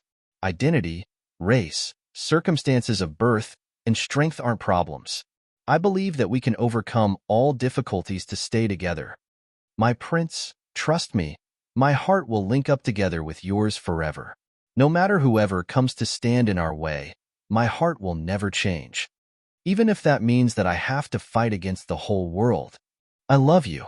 Please marry me, Prince. Oh, that was not the problem. Yunshi wanted to cry. You are an apostle candidate.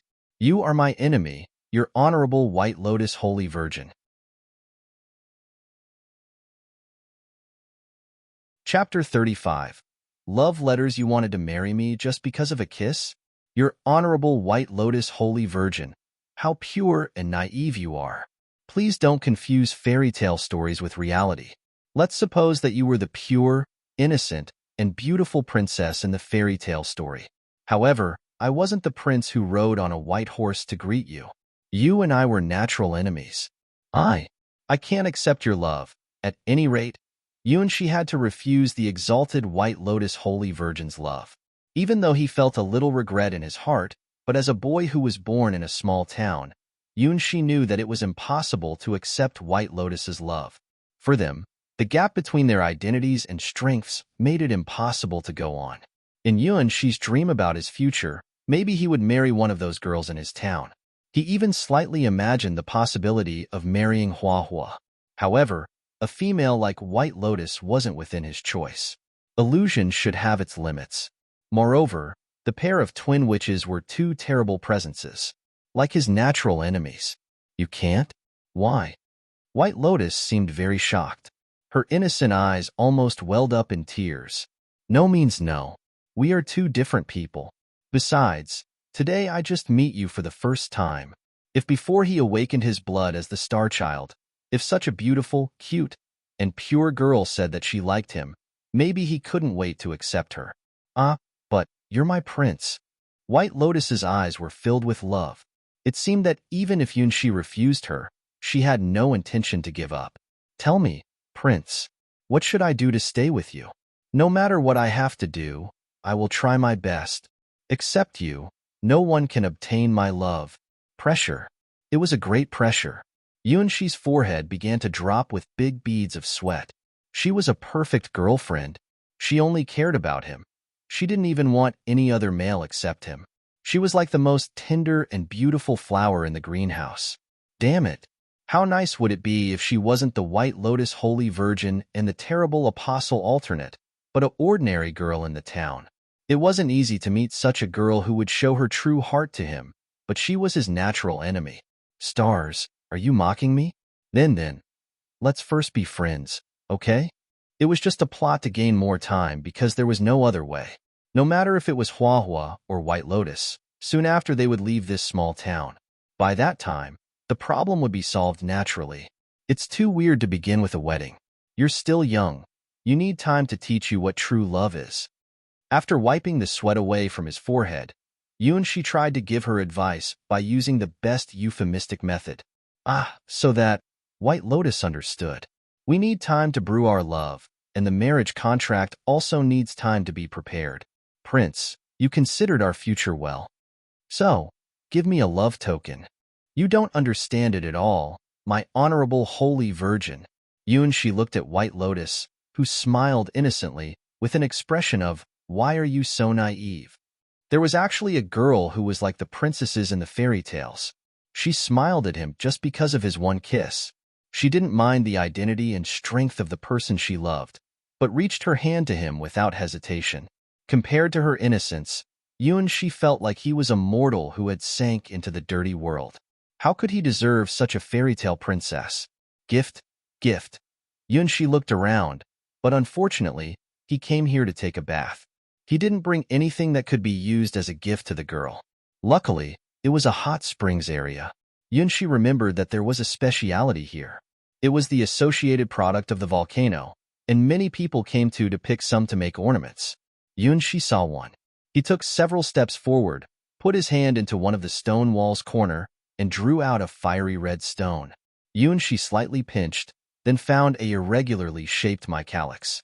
It was a very common mineral in the mountain areas, especially at a hot spring. You could find them anywhere on the cliff. In this hot springs area, there was a kind of beautiful mycalyx. Yunshi found them by accident in his childhood while playing here with Huahua. Unlike most of mycalyx that looked green, white, or red, the mycalyx in this hot spring had a rare golden red color. It was a beautiful color, just like the setting sun ensanguined behind the clouds. I hope you are worth of my choice. After carefully wiping off the stone chips from the surface of the mycalyx, bit by bit, Yunshi predictably saw the beautiful golden red color. He was so poor that he could only present White Lotus such a crummy gift. As the future master of the White Lotus sword domain and the highest witch, White Lotus probably wouldn't take a fancy in this kind of common rough stone. Gold, treasure, pearls, or corals were nothing to her. She was like a beautiful princess in the fairy tale story, naturally having everything. As an ordinary person, the semi-transparent golden red mycalyx was the only gift he could find here for her. I can only find this. Yunshi looked at the irregular-shaped stone in his hand and felt embarrassed because it was just a rough stone, good for nothing except for its good-looking color. What a beautiful gem!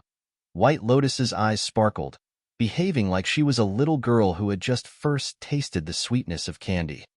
But it's just a common mycalyx. Yunshi looked at the delighted White Lotus in surprise.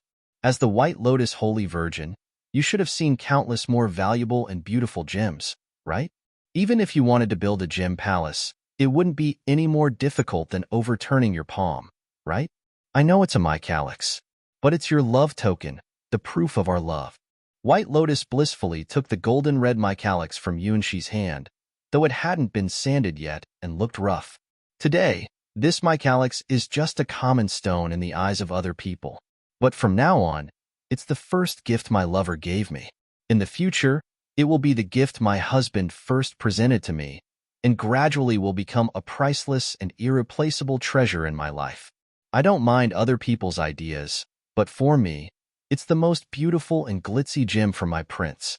I witness it here. Your present is the most valuable gift to me, to complete our eternal contract.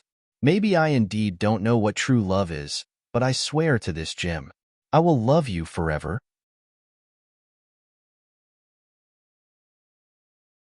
Chapter 36. Moon and Star Ring, I should go. The longer She stayed with White Lotus, the dirtier he felt.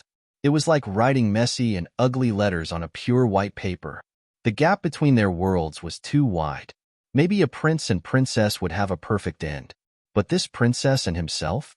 Was it a joke? Besides, they were natural enemies. Oh right, Mayor. Finally, She remembered that his star fairy was still looking at them curiously. My fairy, why are you looking worried about nothing right now? Ah, is this little golden dog your pet? White Lotus looked at Mayor jumping into Shi's arms in surprise. She is my pet. Shi hugged Mayor. He didn't know why, but she was excited, and suddenly turned his face red. He remembered the scene he saw just now through Mayor's eyes, and the soft, sweet feeling he felt through Mayor's body. No matter if it was the elder sister or the young sister. Woohoo, it wasn't his fault. It wasn't his fault. Sure enough, we can understand each other. This is an arrangement of fate. White Lotus smiled and waved her hand to Mayor. She looked very happy. They could meet each other under the starry sky. At this time in the world where there was only the two of them. The god of fate, thank you for presenting to me the best prince in the world. No, in fact for White Lotus, it was her luck. But for Shi, it was definitely bad luck. He was just a first-rank swordsman now, but the apostle candidate of his ex-girlfriend had found him. Was he cursed by the god of fate? Yes, since she is one of your ex-girlfriends, then, goodbye. Shi thought that if he stayed here any longer, he would have a heart attack. We will see each other soon after, my prince. White Lotus looked at Shi leaving with Mayor, smiling sweetly. In her palm, the golden red gem she presented to her was shining extraordinarily bright. It was due to the blessing White Lotus casted on the gem. At midnight, inside the foggy hot spring, Red Lotus opened her eyes and stretched herself comfortably. She felt that she was in her best state. Inside of her body, her spirit she quickly flowed like a waterfall. Even the essence of the sun and moon also responded to her twin witch blood, dropping from the sky incessantly. Peace of mind. The world was reflected in Red Lotus' heart. She could even clearly hear a flapping sound from several miles away. It was pretty weird. Wasn't her state too good? In Red Lotus's memory, she had only temporarily reached this kind of realm once. That happened when she and her sister broke together the wailing barrier of mortals and reached the hero rank. Enlightenment, God's thinking, or unity between heaven and man. Different gods' domains had different words to describe it, but they all meant the state of forgetting oneself. Red Lotus didn't enter that realm after that. Red Lotus leaned over her body and saw that her sister had an expression she had never seen before. There was an irregular-shaped golden red mineral in her hands, which she had focused her cultivation power into. What was she doing? Red Lotus mainly practiced sword skills and unique skills like Void Madra, so she didn't understand what White Lotus was doing. Though she didn't understand it, but from White Lotus's eyes, she could see that she had forgotten everything and sank into the god's thinking realm. She was trying her best to cast a special magic. Together with the moonlight and starlight dropping down, it slowly crushed and eliminated all impurities from the golden red mineral and only left behind the most beautiful and pure part. At first, the mineral was still a little rough and had some debris on its edges. However, after White Lotus refined it, it shined bright and beautifully. Hiss! Under Red Lotus's surprised eyes, White Lotus bit the tip of her finger and dropped blood beads on it one by one. The contract of blood. Red Lotus didn't believe what she saw. It was a forbidden magic, and normally people only used it when they were making a supreme spirit weapon or artifact. Once one person's blood was linked to other stuff, it wouldn't be an easy thing to discharge it. One person could only link a certain number of blood contracts, and once the stuff he used to make the contract was destroyed, the person would suffer a heavy damage. As the Red Lotus Holy Virgin, she had only one blood contracted weapon now. That was her inherited sword, the Red Lotus Holy Sword. As for White Lotus, there was also an artifact waiting for her blood contract. But because she wasn't old enough, the ceremony was still being prepared. Why? Was this golden red mineral a special treasure? Why did White Lotus use her precious blood contract? You're my son. I'm willing to be the moon and the star, rotating around you. The sun, the star, and the moon will never be apart from each other. I name you as Moon and Star Ring. Red Lotus looked as White Lotus cast an occult art, which she didn't understand at all, to soak her essence and blood into the gem, which already turned into a beautiful golden red rhombic jewel. The blood of White Lotus was the part of the twin witches. It had a special power. She paid far more attention to the refined gem than her sister Red Lotus's imagination. Now, the occult art White Lotus cast was a mystic spell she found from an ancient book by using her incredible deducing and decoding abilities. If a girl of the pair of lovers wanted to prove her love, she could mold an artifact by using this occult art to mix her blood with her lover's love token. This occult art could refine common stuff into an artifact, which was able to link her soul and make it nearly immortal. However, in order to do it, it needed the girl's side to pay a heavy price. It was an occult art that only the imperial family members of the Eastern God's domain were qualified to use. The last step of the occult art was to give the refined artifact its true name, the Moon and Star Ring. This was the name White Lotus gave to the love token of Yun Shi and her. Once she made it, it would become her own treasure and no one could rob it. Yun Shi didn't expect how serious the innocent White Lotus Holy Virgin would take her first love. She didn't even hesitate to use the occult art, which would hurt her essence and blood, to make a common mycalix a unique artifact. Now, no one would think that the rhombic golden red gem was a mycalix. A golden red light point shone in the core of the gem, with stars rotating around it one after another. Another silver moon essence dropped and stayed around the golden red light points. You're the sun, I'm the star, and sister is the moon. Looking at the moon and star ring, White Lotus smiled sweetly. Tonight, the world was so fantastic for the girl in love.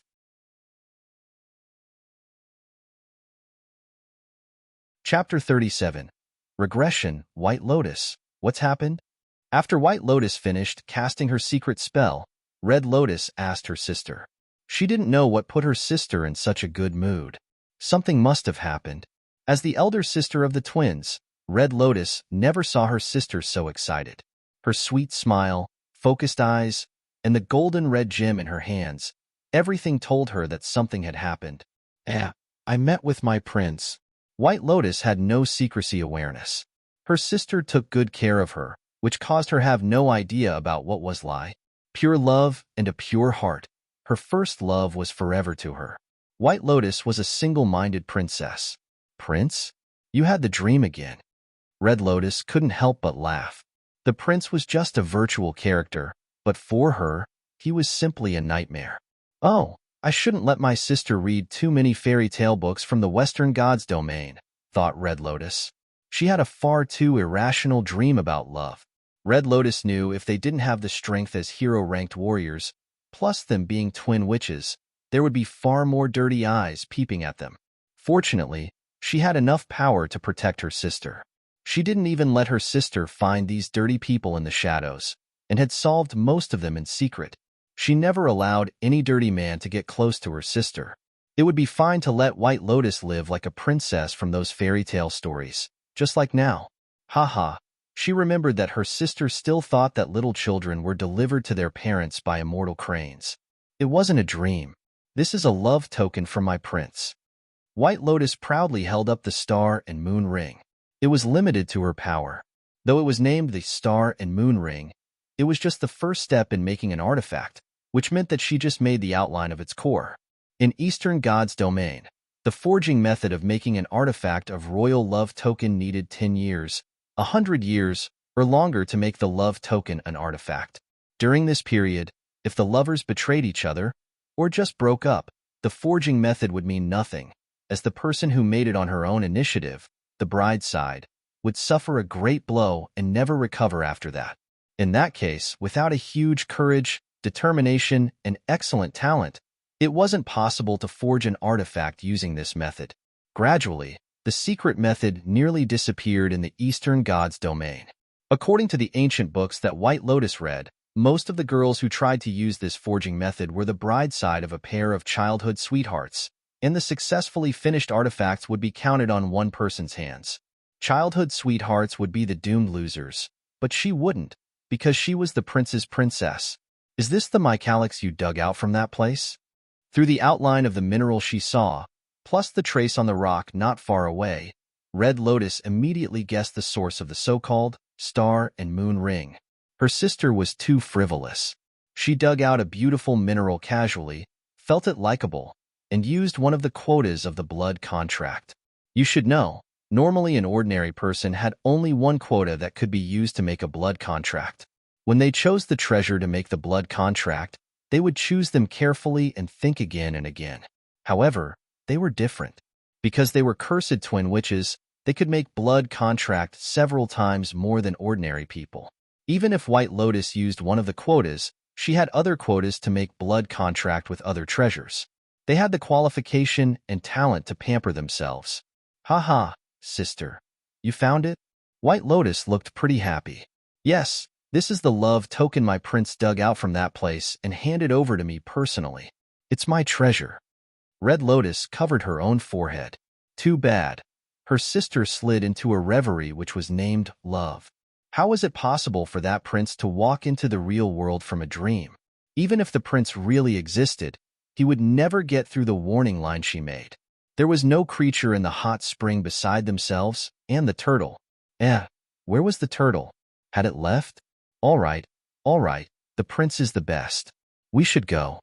After stretching her snow-white body and feeling the last moments of harmony of heaven and human, Red Lotus stood up. The transparent water drops slipped down from her jade-like beautiful breasts and dropped into the hot spring, rippling alluring ripples. I want to make the star and moon ring as quickly as possible. Let's go, sister. Looking at the golden red gem shining in her hands, White Lotus's eyes burned. She wanted to make the gem her prince presented to her into the most beautiful ring in the world. Yawn. Holding Mayer in his arms, Yunshi trembled after running back to the door of his home. He felt as if he ignored something. Little Shi, tell me the truth. Where were you last night? She was here. The girl he ignored. His childhood sweetheart, whose jealous radar never made a mistake and was 100% accurate. Hua. In the darkness, Hua put her right hand on the sword scabbard, staring at Yunshi as if she was a wife who found her husband backing from a secret date. Her sword hadn't been drawn out, but her killing intent was already rising in the air. Once she found the truth that Yunshi moved his love to any other girl, the only thing he would see was her lightning sword. I just went to the mountain to take a bath in the hot spring, Yunshi honestly said. Hua stepped forward and smelled the odor on Yunshi's body. Fortunately, Yunshi kept soaking in the hot spring, so Hua smelled nothing. In addition to Mayer's special odor, he escaped from the probable disaster. It's weird. You body indeed have only Mayer's odor, but why did I felt ill at ease during my practice and made mistakes several times? It must be your illusion. I was just going to the hot spring. Yes, he didn't lie. He just met his natural enemies when he was at the hot spring, and the sister, White Lotus, showed her love to him. Of course, he wouldn't say it out, even if she tore off his mouth. Oh right, Hua, do you know what I saw? I saw a real big scene beside the river. Some real big shots came to our town. Yunshi immediately tried to change the topic. I know, they are the strongest people in White Lotus Sword domain. The twin saintesses. Hua's eyes turned serious. It seemed that she had heard of them before. Elder Sister Red Lotus and Young Sister White Lotus. Even in the Western Gods domain, you can hear their names. Yun 11, you should be careful. They're cursed twins. You should never get close to them. It says that they hate males. They never allow men to walk within 10 meters of them. Many people have died because they'd made this mistake. Yunshi sweated. Yunshi sweated like a trooper. Sweat streamed down Yunshi's face. 10 meters? Oh God, the distance between the White Lotus Holy Virgin and himself was almost a negative number.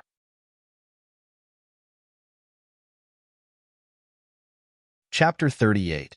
Flocked little Shi, never, ever get close to the twins of fate. This was the first time she saw his childhood sweetheart look so serious. They're 1,000 times more dangerous than Miley, Elphyllis, and Yili. If they take an interest in you, you would have a miserable end. Ah, aren't you being too sensitive, Hua Hua? And who did you think I am? Do I look like a guy who would get in trouble with the pair of twins? No, this must be the star's fault. Woo-woo, I didn't expect that. They are here, so this small town will get in trouble soon after. Hua Hua suspiciously looked at Yunxi, who was in a trance now, and felt that something was wrong. Yeah, they're really some big trouble. Yunxi smiled bitterly. He had no choice but to suffer in silence. He didn't dare to tell her the truth. If his childhood sweetheart, Hua Hua, was a summer storm, then the pair of twin witches, White Lotus and Red Lotus, were a pair of unexpected calamities. The next day, Yunxi got up early and quickly understood what was the trouble Hua Hua meant. The small town's narrow street was filled with strange creatures which were obviously from other towns. Rhinoceroses, red hares, yellow claws, flying lightning, and unicorns. Usually, you would never see so many cursorial mounts, but now, they were everywhere. There were even some rare flying mounts which you wouldn't see many times in such a common small town. The specialty of Eastern Gods' domains, the manned rockbirds. The specialty of Western Gods' domains, the powerful and magnificent griffins.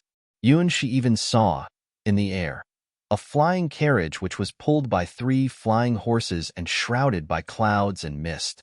Young boys wearing various well-crafted clothes were seemingly in high and vigorous spirits. They excitedly gathered together, talking with eloquence. Among them, many people were wearing white 2-leaves sword-shaped emblems, which meant that they were second-rank swordsmen, the best of the best. Yunxi even saw a few of them wearing 3-leaves sword-shaped emblems. It meant that they were standing at the top of mortals and known as matchless geniuses. Of course, these geniuses weren't the local people of the small town. Some of them were from nearby towns, and some of them were nobles or men of good families, riding on rare flying mounts and coming from thousands of miles away. The swordsmen who had 3-leaves emblems were certainly candidates who would join the Sword Palace. And the geniuses like Hua Hua didn't even need to take the exam. They could join the Sword Palace directly.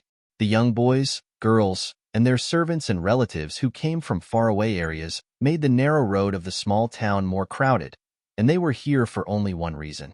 The coming of the twin witches, the future masters of White Lotus Sword Domain, Red Lotus and White Lotus. If it was a common admission, it wouldn't draw so many people's attention. The only reason it aroused such a storm was the appearance of the twin witches. The clouds were rolling on with full force. Perhaps this was the best description of this scene. Dong, dong. At the entrance of Yunxi's bake shop, it was ringing with hasty knocking sounds. Yunxi went down the stairs and opened the door, seeing a crowd of travel-stained servants. Hey, young master, do you want to sell your house? I'm from Shiyuan Town and the representative of Childling. I want to buy your house, 10 times the price. Wait, I'm from Donghe Town. Child Shao. I can pay 15 times the price. 30 times the price. We, Yunhe City, want your house. Yunxi looked at the servants gathering together in front of his shop's door and felt flabbergasted. Since when did the houses of this small town become so expensive? He looked carefully. It wasn't only his bake shop. There were also many servants gathering together in front of the other shops, nearly all the shops on the street. Sorry, but I won't sell my shop. Temporarily closed. Yunxi couldn't bear the noise and directly closed the door. After thinking for a while, he posted a paper on the door, which was written, "My shop will be temporarily closed, and it's not for sale. The twin witches are here. It means that the small town will get in trouble soon after." Yunxi finally understood the words his childhood sweetheart told him. The future masters of White Lotus Sword Domain, the twin witches, were more valued than his imagination. White Lotus was a princess, but she had a higher status than real princesses. They were cursed and doomed twins, who became unmatched hero-ranked sword maidens at the age of 14. It was like Hua Hua had said. As a man who was loved and was confessed her love to by the White Lotus Holy Virgin, he was in a big trouble. Outside the small town, at the riverside camp, the twin witches were there. Rarer flying mounts were flying from faraway places and landing beside the river. They were placed in the open space. More young talents who had family backgrounds and strength were led by their elder family members, waiting to be summoned by the legendary twin witches. What a bother! Fortunately, White Lotus had gone to bed. Otherwise, their dirty eyes would make her have a nightmare. Sitting on the holy chair, as White Lotus impatiently received one after another so-called young talents, she grumbled to her maidservant. Qiulon, why should I waste my life on this kind of meaningless things? Lady Red Lotus, please lower your voice. The #1 heir of Unwilling City is waiting for you. The beautiful maidservant, who was named Qiulon, smiled and covered her small mouth. 20 meters away from the holy chair, Child Unwilling half kneeled on the ground and heard a different voice. Not bad. I hope you can keep trying to take part in the exam. Yes. After obtaining Red Lotus's recognition, Child Unwilling vigorously patted his chest and looked pretty excited. This was a recognition from one of the twin witches, which was equal to the recognition of the Sky Sword God's domain itself. Why didn't he hesitate to catch a chill in the night, but still rush to here by riding on his family's flying horse? Undoubtedly, it was for the sake of this opportunity. There were also exams of the Sword Palace and other places, but these exams were presided by common instructors. How could they deserve to be compared with the exam which was presided over by the twin saintesses? Taking part in the exams which were presided over by the twin witches was equal to getting the opportunity to have a direct link with the future masters of White Lotus Sword Domain. He wasn't the only one who thought so. He believed that every man of every good family who took the exam was thinking so. As the old saying went, the near water balcony gets a month first. He could come so fast because the remote small town wasn't too far away from Unwilling City. After he heard the news that they were here, he was the first man of a top-level family to arrive here. Conceivably, after this news spread around, the next several days, more and more young geniuses whose age was between 16 and 18 would use various methods to come here. This small town was doomed to be the center of attention. The twin witches were such two mystic and special presences. They were worth all the men of good families in White Lotus Sword Domain paying attention to them. Their every movement would affect the whole White Lotus Sword Domain situation. Due to their coming, even such a border small town, which was carelessly marked on the map, became the focus of every noble family's eyes.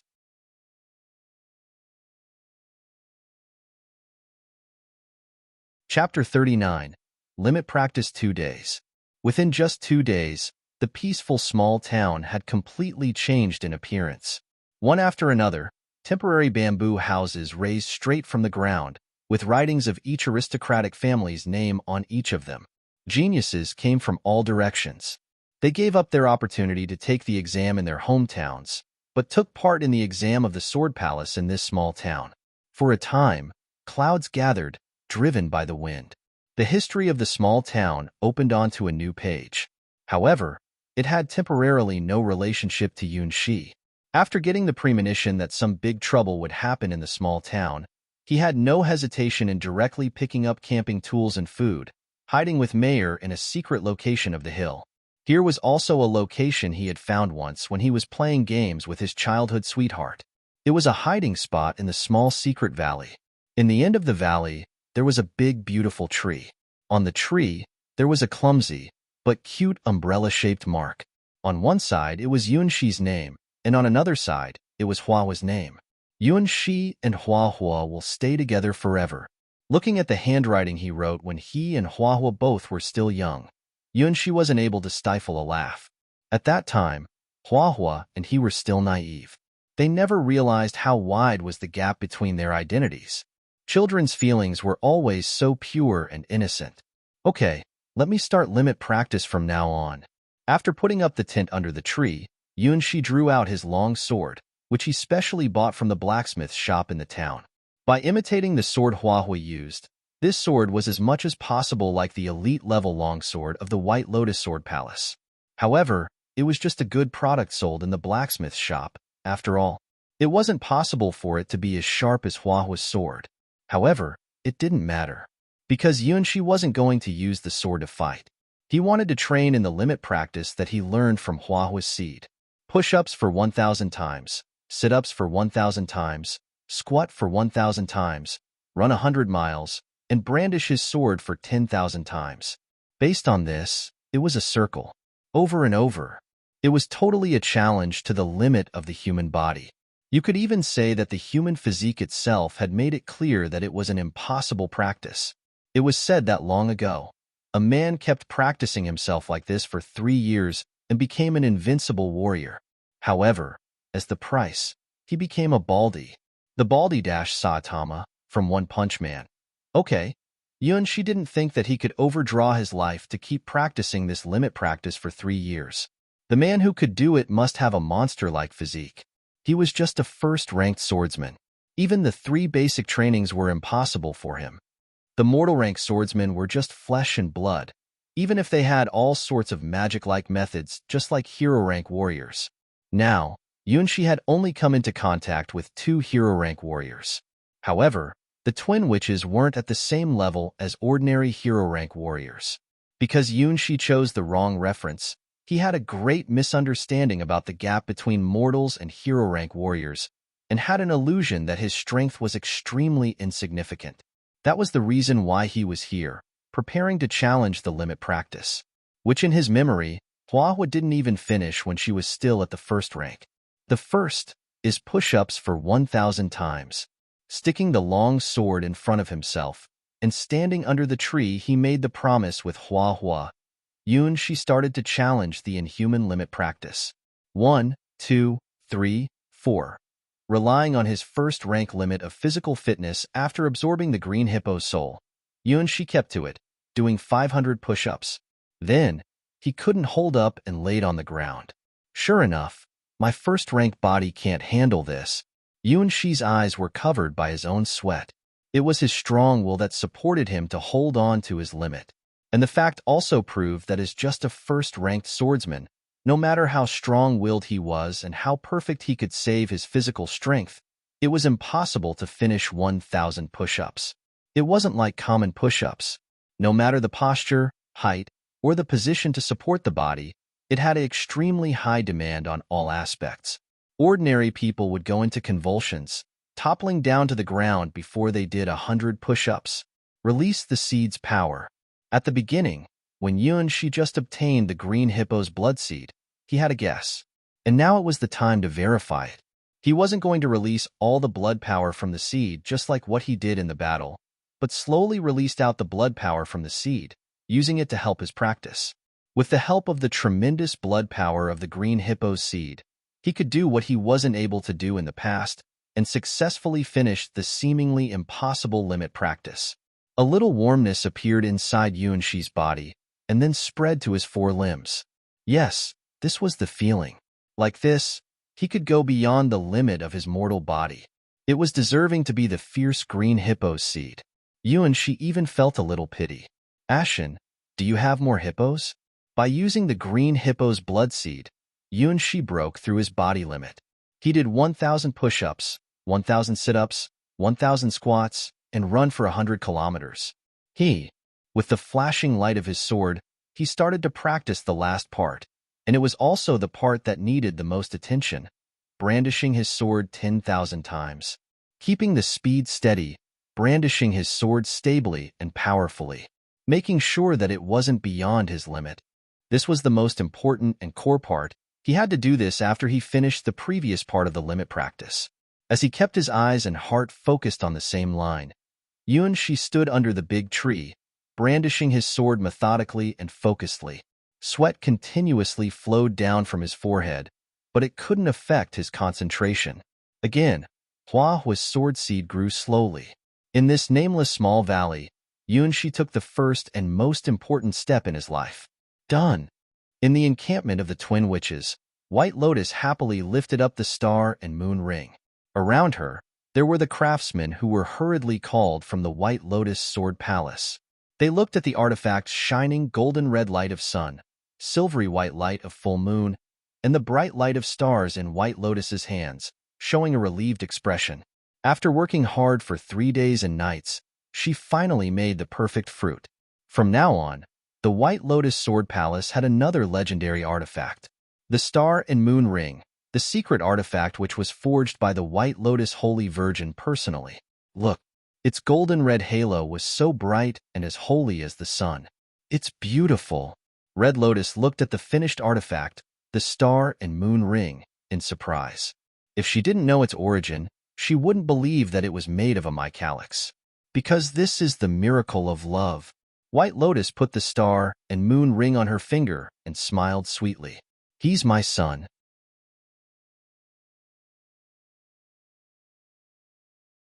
Chapter 40.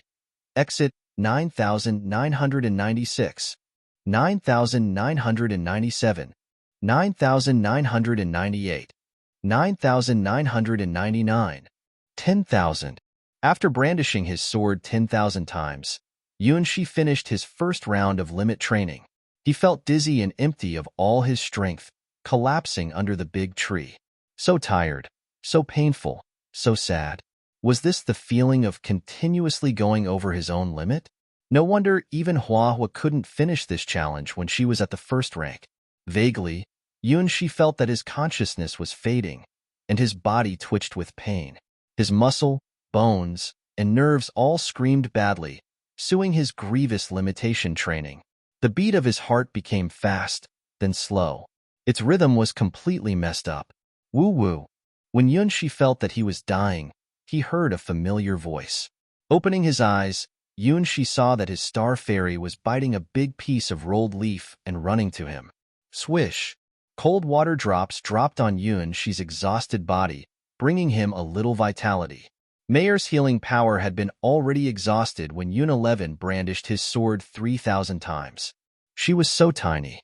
The only thing she could do for Yunshi was use these kinds of leaves to bring cold and clear water from the stream outside of the valley to cool down Yunshi's overheated body. You are such a good girl. Yunshi smiled as he looked at Mayer's expression of worry. As he looked at Mayer, he felt that he could still keep on training. Several days passed very quickly.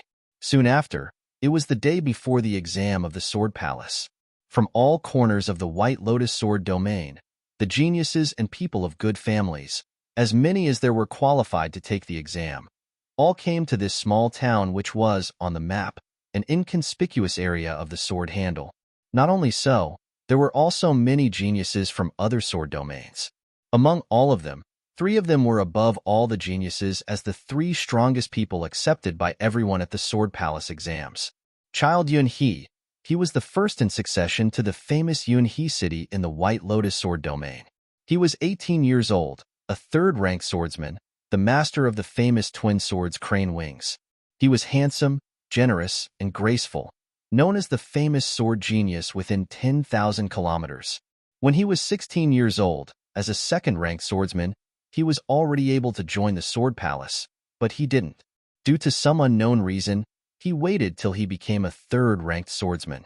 And now, he was taking part in the exam of the Sword Palace. Child Xinyan, he was from the middle part of White Lotus Sword domain, Sinian City. He was a genius with mixed blood from the Western Gods domain. He used a 2-handed broadsword, which was rare in the Sky Sword Gods domain. He was a 3rd-ranked swordsman too. Unlike traditional swordmen in Sky Sword Gods domain, his career was a heavy swordsman. He was over 2 meters tall, strong and powerful, and looked pretty exotic. The last genius came to the small town later.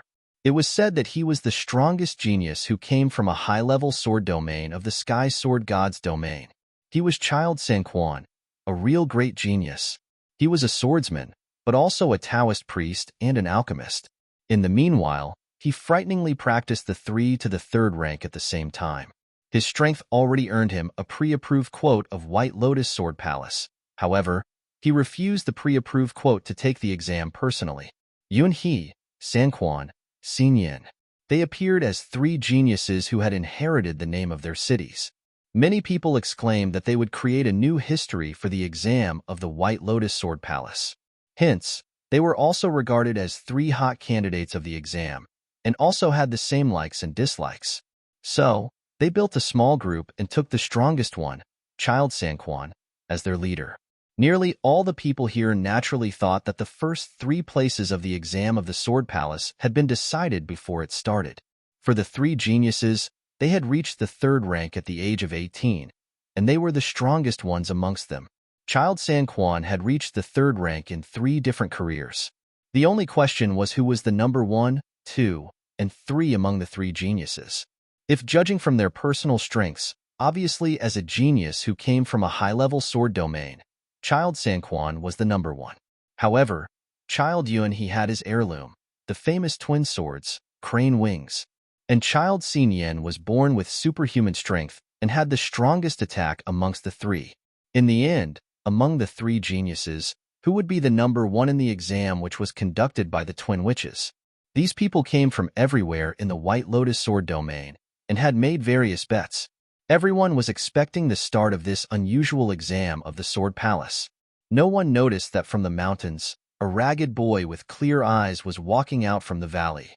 In the bright sun, the boy's body looked more firm and concentrated compared to when he first went into the valley, especially his big eyes. Inside his black pupils, you could see a vague sword spirit flying in them. It meant that he had engraved sword skills into his blood and touched the edge of the realm of psychic communion. Starting from the beginning of the Stars trial, he stumbled blindly to find the rules, to his 120 deathful battles with the green hippo, till he killed the green hippo in the real world. In just 2 days, the boy had experienced too much and obtained power which was already beyond his imagination. After practicing for several days and nights in the valley, the boy continuously overdrew himself and used the seed of the green hippo to help train himself. Now, the boy finally cleared up what he had obtained, and then he naturally reached the second rank. The understandings and experiences of Hua's seed brought him to a door of a new world. It helped him understand the world in the eyes of his childhood sweetheart. The seed of the green hippo and his experience of death 120 times helped him overcome his limits and obtain the perfect state of mind to stay calm even when he was facing death itself. The limit training came from Hua's memories. It helped him unify his essence, energy, and spirit, reaching the limit which countless geniuses couldn't reach when they were still mortals, psychic communion. The boy who walked out of the valley, Yun Shi, indeed became stronger. Not only his body, but also his persistent heart. Overcoming his limit again and again brought him an incredible self-confidence. You could say that at the time he fought against the green hippo, he was still a newbie who just learned parts of Hua's talent and still needed the help of the environment to win his battles. But now, he had already mastered the true key and opened the realm of warriors. The door to a great future had been opened for him. Much later, when Yunshi recalled his naive period, he finally understood that, when he stayed in the valley to hone himself, what a great change the limit training brought him. However, at this moment, he still didn't know that his fate had been changed due to the twin witches.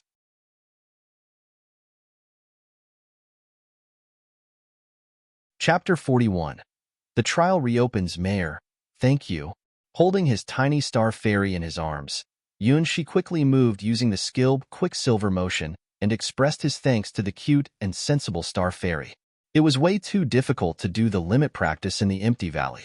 Every time he finished one turn of the limit practice and fell to the ground under the big tree, Mayor would lick his ears. Her tiny body went back and forth between the valley and the stream, bringing him life-saving water. Every time Yunshi felt that he couldn't keep on, that his soul and body both had reached the limit, it was Mayor that made him summon up his last strength, forcing him to go on. If the green hippo's seed supported his body in finishing the grievous limit practice, then Mayor was like a lighthouse in his heart, making him see hope when he was wandering in the sea of pain. Now, Yunshi was confident about the second star trial tonight. Yes, today was the 7th day after the first trial, the time Mayor said that the second star trial was going to start. In the deep of night, Yunshi sat on the roof of his home, looking at the starry sky. Around him, the small town was so lively that it almost felt unfamiliar to Yunshi. One after another, bamboo houses occupied the place where families Yunshi knew should be. The bamboo houses were very tall. The taller one was even over 100 meters with huge banners hanging down from it, wishing that Child Yunhe, Xinyan, and San Quan passed the trial of the Sword Palace. It wasn't the only banner like this. Even as She headed back to town, he got to know the three hottest childs of the exam of the Sword Palace. Isn't that too exaggerated? These childs, looking at the small town that was decorated with lanterns and colored hangings and bursting with happiness. She had never seen his hometown so lively. In fact, you know nothing about power. She reached out his small hands, feeling the light of the stars emanating from the sky. Unlike the last time, this time he could clearly feel the coming of the power of the stars. Compared to the last trial, this time, the scale of this trial increased by 10 times. Did that mean the stars thought there were 10 times the amount of people that had the qualifications to enter the trial? If so, just let it start. Perhaps tonight would be very long. With this kind of anticipation, She went back to his small room, counting down to the time he had to enter the world of trial. 10, 9, 8, 7. Did I drink too much?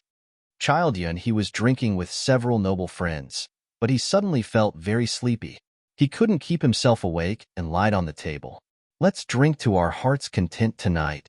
Let's walk together to the west. The noble childs who were drinking together with Child Yun, he were already drunk, and none of them found anything weird. They fell down one by one. At the same time, in another place of the small town, the other boys and girls who took part in the exam of the Sword Palace also felt very sleepy. Why am I so sleepy? That's strange. Child Xin Yin was practicing his sword skill in the yard he just bought. He yawned and put down his two-handed heavy sword. The hexagrams are very auspicious and says that I should go to bed as quick as possible. Child San Quan was divining his luck for tomorrow and got a good prediction. He closed his eyes with satisfaction, sinking into deep meditation. However, this time, he fell asleep unconsciously. In the soft light of the stars, one after another, geniuses who came from all directions of the White Lotus Sword domain fell asleep unconsciously. Half an hour later, Shi's childhood sweetheart, Hua Hua, also fell asleep. Finally, in the encampment beside the river, the twin witches stretched themselves together. It feels weird. I have a bad presentiment. Red Lotus rubbed her temples, trying to raise her spirit, but her eyes couldn't stop closing. Let's sleep, sleep, my sister. White Lotus was humming a soft and relaxing tune. Just like her sister, she also had an unknown presentiment. However, it was a very sweet presentiment. No, I can't sleep, damn it. Red Lotus's body shook for a couple of times, then finally laid down on the ground. Sister, let's have a good dream. White Lotus smiled sweetly, closing her eyes together with her sister. The second trial starts now. Final quest. The poor princess is locked up in an evil tower. Please defeat the evil stone soldier army and break into the tower to save the princess. Optional side quest. The brave girl is challenging the evil dragon. Go to become her partner and defeat the evil dragon. Armory opened. Gallery of spoils opened. Forging system opened. A series of notification tones rang in Shi's ears. It wasn't as simple as the newbie trial. This trial was more difficult, and it was the first time there was a side quest that could be chosen. There were also the new armory, gallery of spoils, and forging system added in the trial. Opening his eyes, Shi found that he was sitting beside a campfire in the sunset glow. As far as his eyes could see, there was a great tower sitting at the end of the coast. The dilapidated palaces were linked together by floating stone bridges, releasing an ancient aura of vicissitude. Obviously, the Great Tower was the location where the princess was imprisoned. Shi had even expected who the princess was. After all, in the small town, only she could be the most glorious and beautiful princess. Looking to the left, there was an active volcano emitting out red clouds to the sky. He could hear a dragon's roar coming from that place, and there were fierce griffins hovering above the volcano. That was the way leading to the hero. Since the heroine was so powerful that she was able to challenge the evil dragon, Shi practically knew who she was. Last time, it was a single game line of the Sleeping Beauty, but this time there were two choices, the game line of heroine and the game line of the princess in the Great Tower. The love system of the stars liked to make Shi face extra hard difficulties. Just like last time, the stars also gave Shi the map of the trial. She just took a glance, then the serried red points on the map scared him. except for the green point of himself, the green point in the volcano zone, and the green point on the top of the Great Tower. They were all blood-red points. Kala, Kala, Kala. It seemed that Yunshi's coming activated the switch of this trial world. The stone soldiers in different palaces all opened their eyes one by one. Enemy. Invader. Find. Eliminate. Yunshi hadn't yet walked away from the campfire, but he already felt that he was involved in great danger.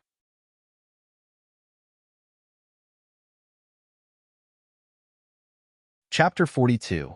Stone Statue Legion Kala, Kala, Kala. Unlike the newbie trial, Yunshi didn't have enough time to prepare for it. After the trial started, a crowd of stone soldiers rushed out from the palace. They didn't even give 110 seconds to prepare. Within such a little time, Yunshi had only roughly observed the location, the palace, the height of the volcano, and the distance between the final tower and himself. Last was to choose weapons.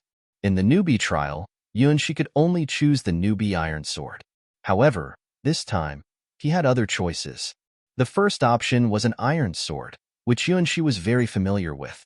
It was obviously the newbie iron sword which followed him while he was killed by the green hippo for 120 times, but was finally thrown away in front of the dark forest because he had to escape from Hua at that time. Not only this, he also obtained an armor. It was a pretty tattered cloth armor, but it was still better than nothing. The last one was a sizable, soft wooden shield. They were all the initial equipment Yunshi had found beside the campfire in this round of the star trial. However, before Yunshi decided which weapon was suitable for him, the crowd of stone soldiers had come to him. Kill, kill, kill. These stone soldiers looked human, but they treated Yunshi like their sworn enemy, rushing forward at him. Wait. The newbie trial left Yunshi a wrong impression that the campfire area was an absolutely safe area. Before he even picked up his sword, he had been chopped down by countless weapons, and then his whole body was trampled into minced meat. The second trial, his death count, 1. After killing Yunshi, the stone soldiers walked in a circle along the campfire, then returned to the palace with satisfaction. 10 seconds later, Yunshi revived at the original place. Kala, Kala, Kala. Just as the stone soldiers walked back into the first palace, they immediately behaved as if Yunshi stirred up their hornet's nest, rushing toward him again. This time, Yunshi learned his lesson. He put on the cloth armor and held the newbie iron sword in his hand. As for the shield, he hesitated for a while but did not pick it up. After all, Huahua's seed didn't teach him skills for using the shield. After the time of a few breaths, the stone soldiers had come for him again. Come on. Yunshi had prepared for a cruel star trial. He stepped forward, rushing towards the dozens of stone soldiers with great courage. One hit. By using the quicksilver motion and flying swallow sword he learned in the valley, Yunshi took the lead in killing one of the stone soldiers. At the next moment, dozens of weapons chopped at Yunshi's body. 3 seconds later, another pool of blood stains appeared on the ground. 10 seconds later, Yunshi revived at the campfire again. He helplessly looked at the stone soldier army rushing at him from the distance again. Oh no, this wasn't what he expected. To fight one-on-one was completely unlike fighting against many. Even Huahua hadn't had the opportunity to fight against over 30 enemies. Moreover, they were not some weaklings, but elite warriors. By his estimation, the weakest one among them was at the top level of the first rank, and the strongest enemies were at the top level of the second rank. All of them had the strength to fight with Yunshi one-on-one. Not to mention they were rushing forward at Yunshi trying to kill him together. When they gathered together, they were even more dangerous than the third-rank green hippo. At least, the green hippo's moves were full of flaws that could be caught by him. However, even if he could kill one of the stone soldiers who were transformed from the participants in the town, how was it possible for him to kill them all? This was the first time that Yunshi experienced the power of an army. No. No. Are you kidding me? Yunshi revived again while holding the newbie iron sword in his hand. He looked at the palaces in the distance, counting the number of his enemies, and showing a forlorn look on his face after that. How is it possible to kill them all? The difference between the newbie trial and the formal trial is too big.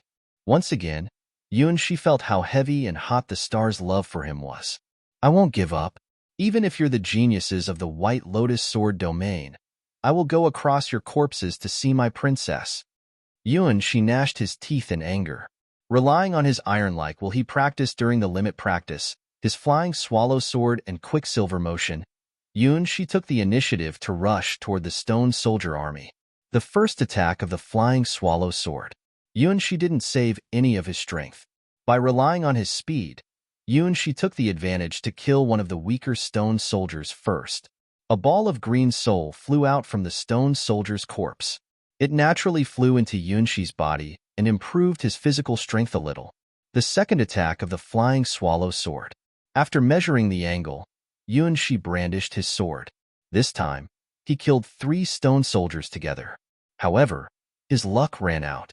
Before Yunshi used the last attack of the flying swallow sword, the assassin's sword, various weapons had smashed down from the sky aiming at him from all directions. Those childs of noble families, who were drawn into the trial by the stars and transformed into stone soldiers, weren't ordinary people. If they didn't have enough power, how would they dare to take the test of the Sword Palace, which was conducted by the twin witches? The stone soldiers who were killed by she were the weakest among all the participants. They were just 16 years old, but they were also at the top level of the first rank. Before she had the chance to feel his improved after his body absorbed the soul. He had been slashed through, torn apart, and cut up by weapon after weapon. Green soul light spots flew out from his body and flew back to the palace. Yunshi observed that these souls were returned back to the stone soldiers again. So that was what the rule was.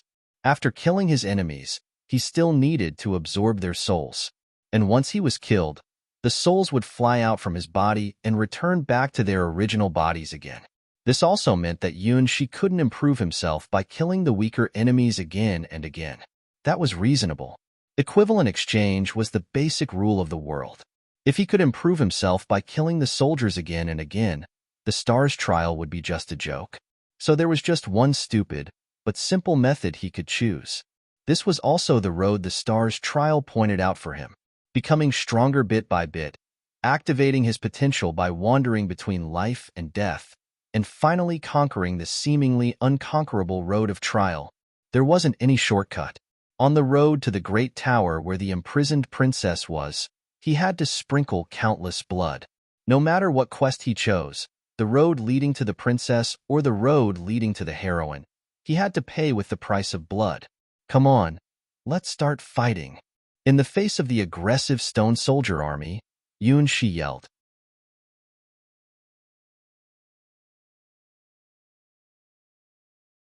Chapter 43.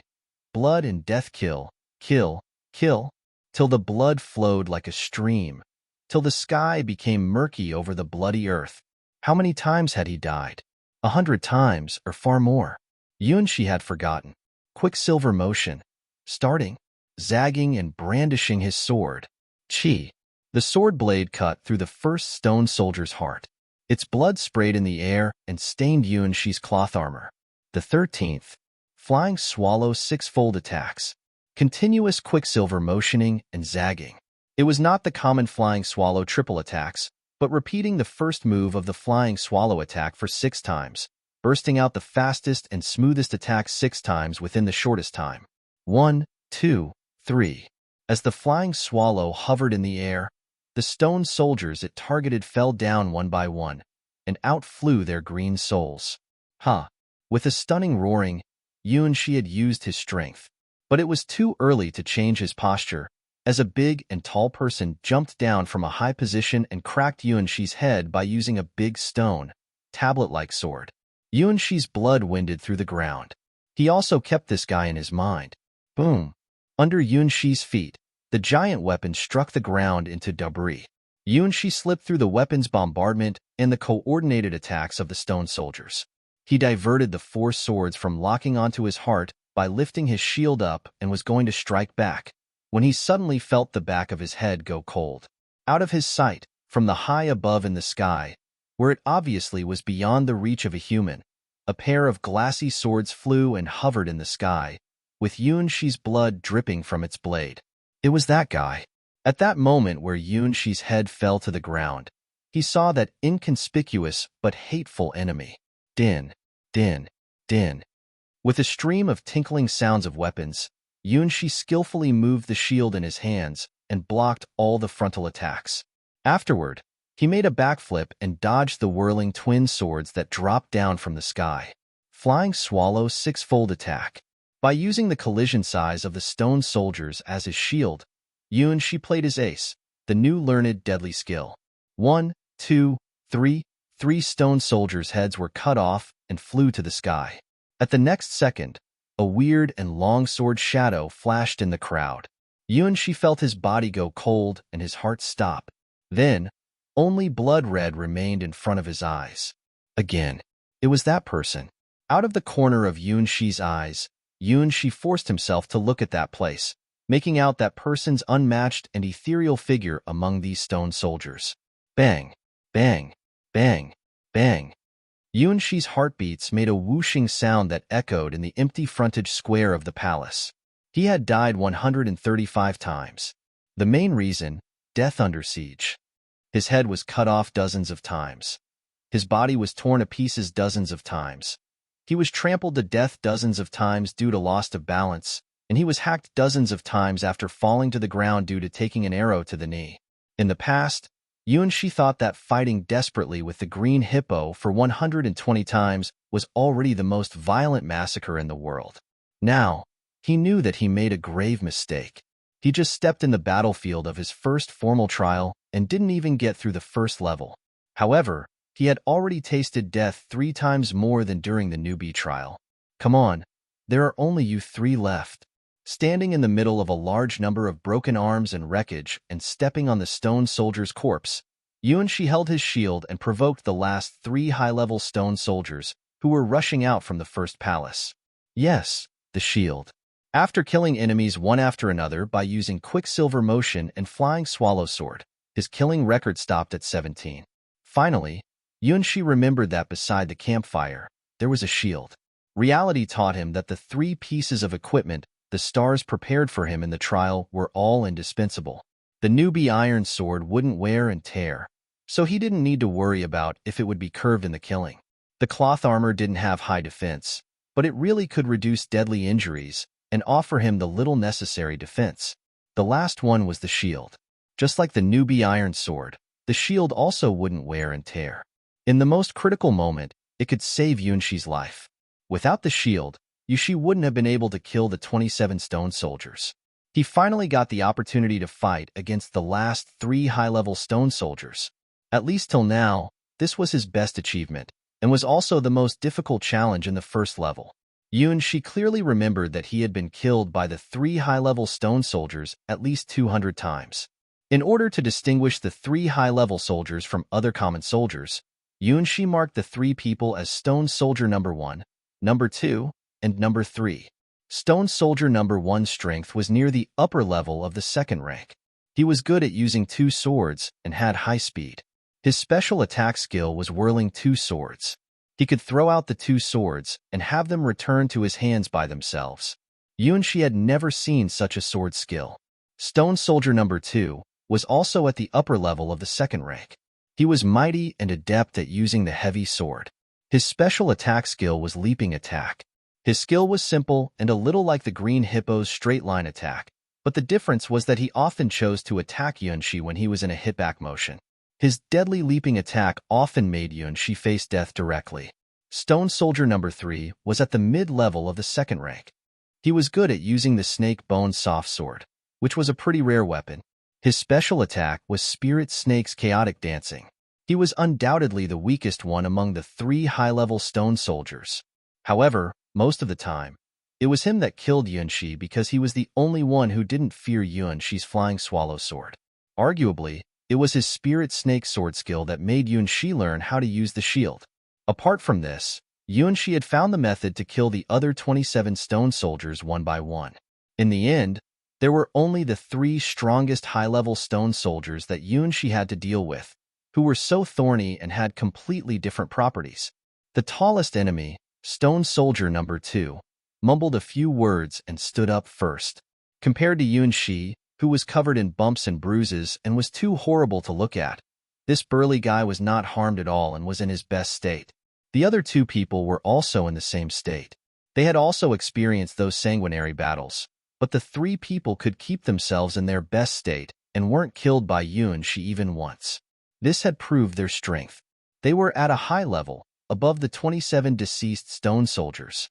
Though they were called the childs of noble families, just like all the other people, they were true elites. The geniuses like Ashen, who had felt complacent just because of their little gifts, were not at the same level with them at all. They didn't use all their strength. They just coldly looked at Unshi killing the stone soldiers and had no worries, because they were far weaker than them. The reason was simple. They all had the strength to kill Unshi one-on-one. They mastered their family's inheritance. Even if Unshi learned how to use Quicksilver Motion and Flying Swallow Sword, he couldn't fight against them. For them, Unshi was just a toy they used to enjoy the feeling of killing.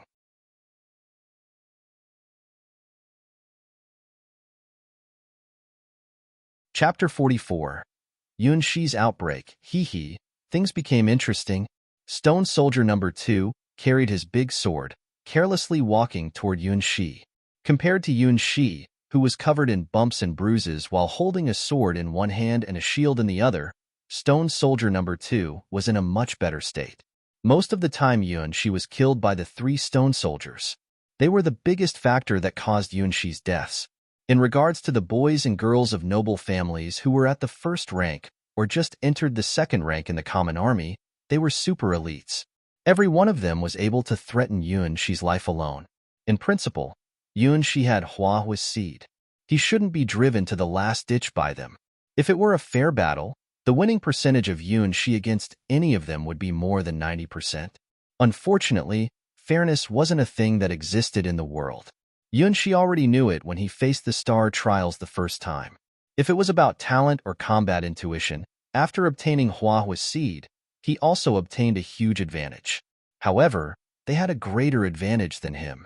The biggest reason that caused his death every time. Equipment. Yes.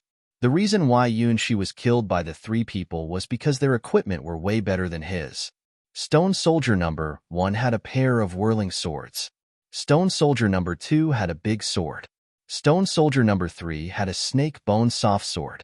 They were all weapons of the best quality, which were made by using special methods, and even had a few special abilities. Mortals couldn't use hero rank weapons, so their weapons still weren't beyond the limit of the mortal rank. However, they were still 3 masterpieces of skilled craftsmen. It seemed that the whirling twin swords Stone Soldier number 1 owned had a special magnetism. No matter where he threw it to, it would eventually fly back to its owner.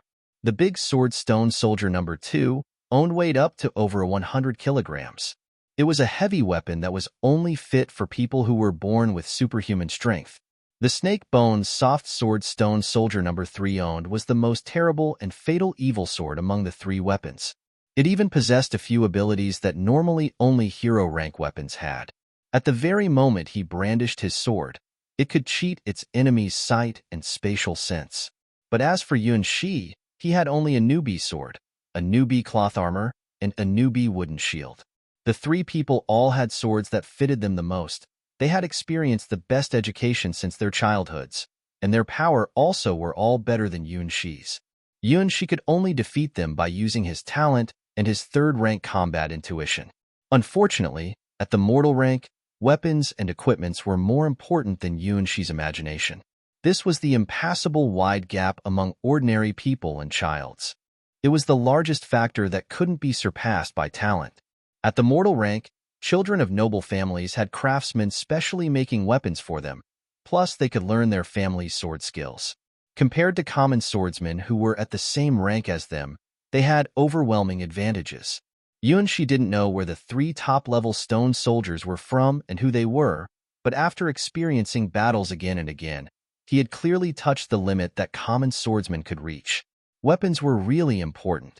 The first time, Yunshi began to think more seriously about this point, what common swordmen lacked most. You can't kill the dragon without good weapons and equipment. This was a proverb from the Western gods' domain. It implicitly told young boys who wanted to become strong that they shouldn't ignore the importance of equipment, even if they were super geniuses. Good equipment could play an extremely important role in battle. Those childs who had received the best education knew it clearer than anyone. In that case, even though Yuan-shi had killed 27 stone soldiers, in the eyes of the 3 top-level stone soldiers, he was still just OSL. Pa. Yuan-shi threw away his shield, though it had protected him countless times during the battle, and held his sword with one hand. I know it. You have better weapons than me, and received a better education than me. You were born with everything. Perhaps this is just a game in your eyes. A game of chicken, a game that was named as slaughter. But I tell you, you are wrong. You know nothing about true talent. Your biggest mistake was just sitting by and watching me kill the 27 stone soldiers who could originally help you. One fighting against 30 and one fighting against 3 are 2 totally different situations. Using Quicksilver motion, giving up defense, and using the skill of Flying Swallow Sword to its limit. The first attack of the Hovering Swallow. Hee-ha. Stone Soldier 2 tensed his muscles. He held his heavy sword and made a whirlwind slash. Stone Soldier number 1 threw out his whirling twin swords from his hands. The twin swords dropped from the sky from a weird angle. Buzz. The snake bone's soft sword suddenly quivered in the hands of Stone Soldier number 3. It was like a viper that darted out from the grass, biting at the Hovering Swallow. In their eyes, Yuan-shi's Flying Swallow Sword was the only move they thought that could threaten them. However, after observing him for so long, they had found the weakness of the Flying Swallow. The viper's bite that Stone Soldier number 3 understood was faster than the Flying Swallow. Who told you that I can only use the Flying Swallow Sword? The first attack of Flying Swallow was not completed, because Yuan-shi proactively broke it. You were my first target. 9 cold sword lights flashed. It was way more swift, violent, and deadly than the snake bone soft sword. Attack the weakest one. Though Stone Soldier number 3 had the weirdest sword skill and the fastest speed among all the 3 top-level stone soldiers, but he was still at the second rank. He was the weakest one among all the 3 people. In order to pursue speed, he must weaken his defense. From the beginning, Yuan-shi was aiming at Stone Soldier number 3, because his threat was the biggest and his weakness was also very conspicuous. Chi, chi, chi. With the noise of wind and the noise of blood dropped down, before the smile disappeared from the corner of Stone Soldier number 3's mouth, his body had been cut into 2 by Yuan-shi. As a price, one of Yuan-shi's hands was chopped down by the whirling sword from the side. Even if I have only one hand, you still can't beat me down. Why had Yuan-shi left them to the end? Not only because they were the strongest, but also because they were the most stupid. They knew nothing about true talent. The sword was dancing.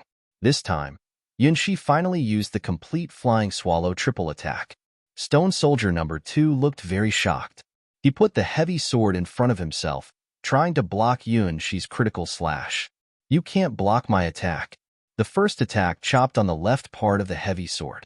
The second attack chopped on the right part of the heavy sword. The last attack was as elegant as the Flying Swallow, chopping down Stone Soldier number 2's head. Your greatest weakness was that you don't know the horror between life and death. After going beyond the limit of oneself, humans could have an outbreak of incredible potential that is even greater and beyond their own imagination.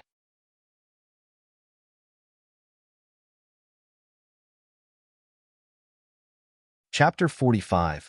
Kill. How is this possible? As the only stone soldier left standing, Stone Soldier number 1 looked incredulously at Yuan-shi, who had lost one of his arms and was stained with blood. He remembered that 3 seconds ago, they still had an overwhelming advantage because the human body had its limit. After killing 27 stone soldiers, though there were just some trash fish or cannon fodders in their eyes, he should already be very tired. After seeing the brat's miserable appearance, the 3 people played the hunter game with ease, preparing to slaughter this unenlightened kid with the most terrible method. Your biggest arrogant mistake was to give up your numerical superiority. Yuan-shi panted. Though he had lost one of his arms, his eyes were still bright. The biggest difference between the first star trial and the newbie trial was that the number of his enemies grew by leaps. 1 versus 1, with Huahua's seed. As a first-ranked warrior, Yuan-shi could even kill third-rank monsters like the fierce green hippo. 1 versus 30, though Yuan-shi already reached the second rank, He had already been killed 300 times by the stone soldiers, who were also at the second rank. By using the bloody reality, the stars were teaching Yuan-shi what the true battlefield was like. Here, no one would have a one-on-one fight with you. If you had to face over 30 enemies, flesh and blood could do nothing. Maybe when Huahua was still at the second rank, she could kill the 30 people by herself with ease, but that didn't mean Yuan-shi could do the same. He wasn't Huahua. Even though his combat awareness had reached the third rank, his body didn't. He needed to adjust his body and try again and again, suffering attacks by using his own flesh and blood, in order to figure out what the weapons were, the battle skills, and attack habits of the 30 stone soldiers. Every death made Yuan-shi have a deeper understanding about the bloody battlefield. If the limit practice in the valley opened the door of the warrior for Yuan-shi, then you could say that the formal trial led Yuan-shi to finally step on the road behind the door. After dying for 315 times, Yuan-shi finally found the way to success. By using the 3 top-level stone soldiers' arrogance, he killed the other 27 ordinary stone soldiers. As the higher-level stone soldiers, they owned special legacies. Their biggest shortcoming was their disdain for those ordinary stone soldiers. They could never imagine that without the 27 ordinary stone soldiers, and with only themselves to fight with Yuan-shi, what a terrifying strength he could burst out with. Damn it! As his 2 hands held the whirling sword, streams of sweat dropped from Stone Soldier number 1's forehead. Why has this dream suddenly changed? He still remembered that just now, it was still a game to let them slaughter the stupid and overconfident newbie. However, in an instant, the newbie became a terrifying monster. He'd killed 2 of the strongest 3 people. No, I'm the strongest. They are just my sidekicks. As a top-level elite of a noble family, he wouldn't concede defeat. You are scared. Yuan-shi took a deep breath. Me? No. Stone Soldier number 1 held his twin swords. You beastie kid. You think your talent is enough to support your arrogance? You don't understand how many times we are better than you. I will let you witness my true power. You've lost one of your arms. In that case, do you still think that you can match up to me? His twin swords danced in the air.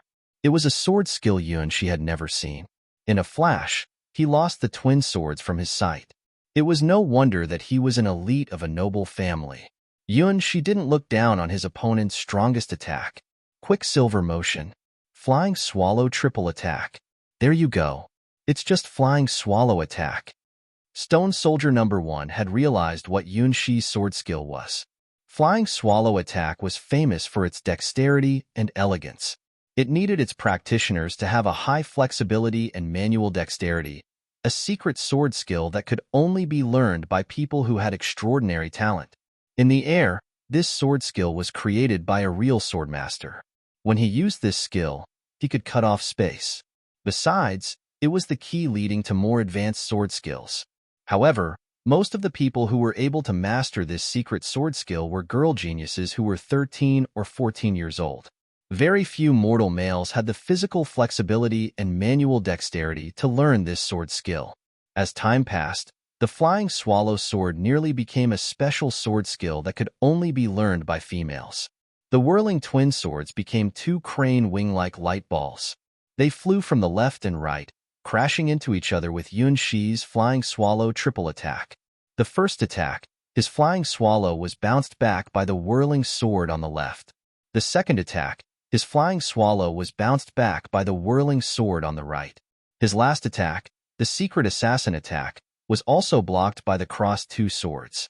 In the next moment, 2 swords cut through Yuan-shi's body together, giving him a deadly attack. How awesome was it? It wasn't inferior to the flying swallow sword at all. Yuan-shi felt like he was blind as a bat, which meant that his physical strength and mental strength both reached its limits. Just now, he killed Stone Soldier number 2 and number 3. He needed to pay for it. Especially the 9 sword lights he used to kill the Stone Soldier who had the snake bone soft sword. It was the first time that Yuan-shi used them. He couldn't control them perfectly yet. However, he hadn't failed yet. Arg. He didn't think that he had to fear anything.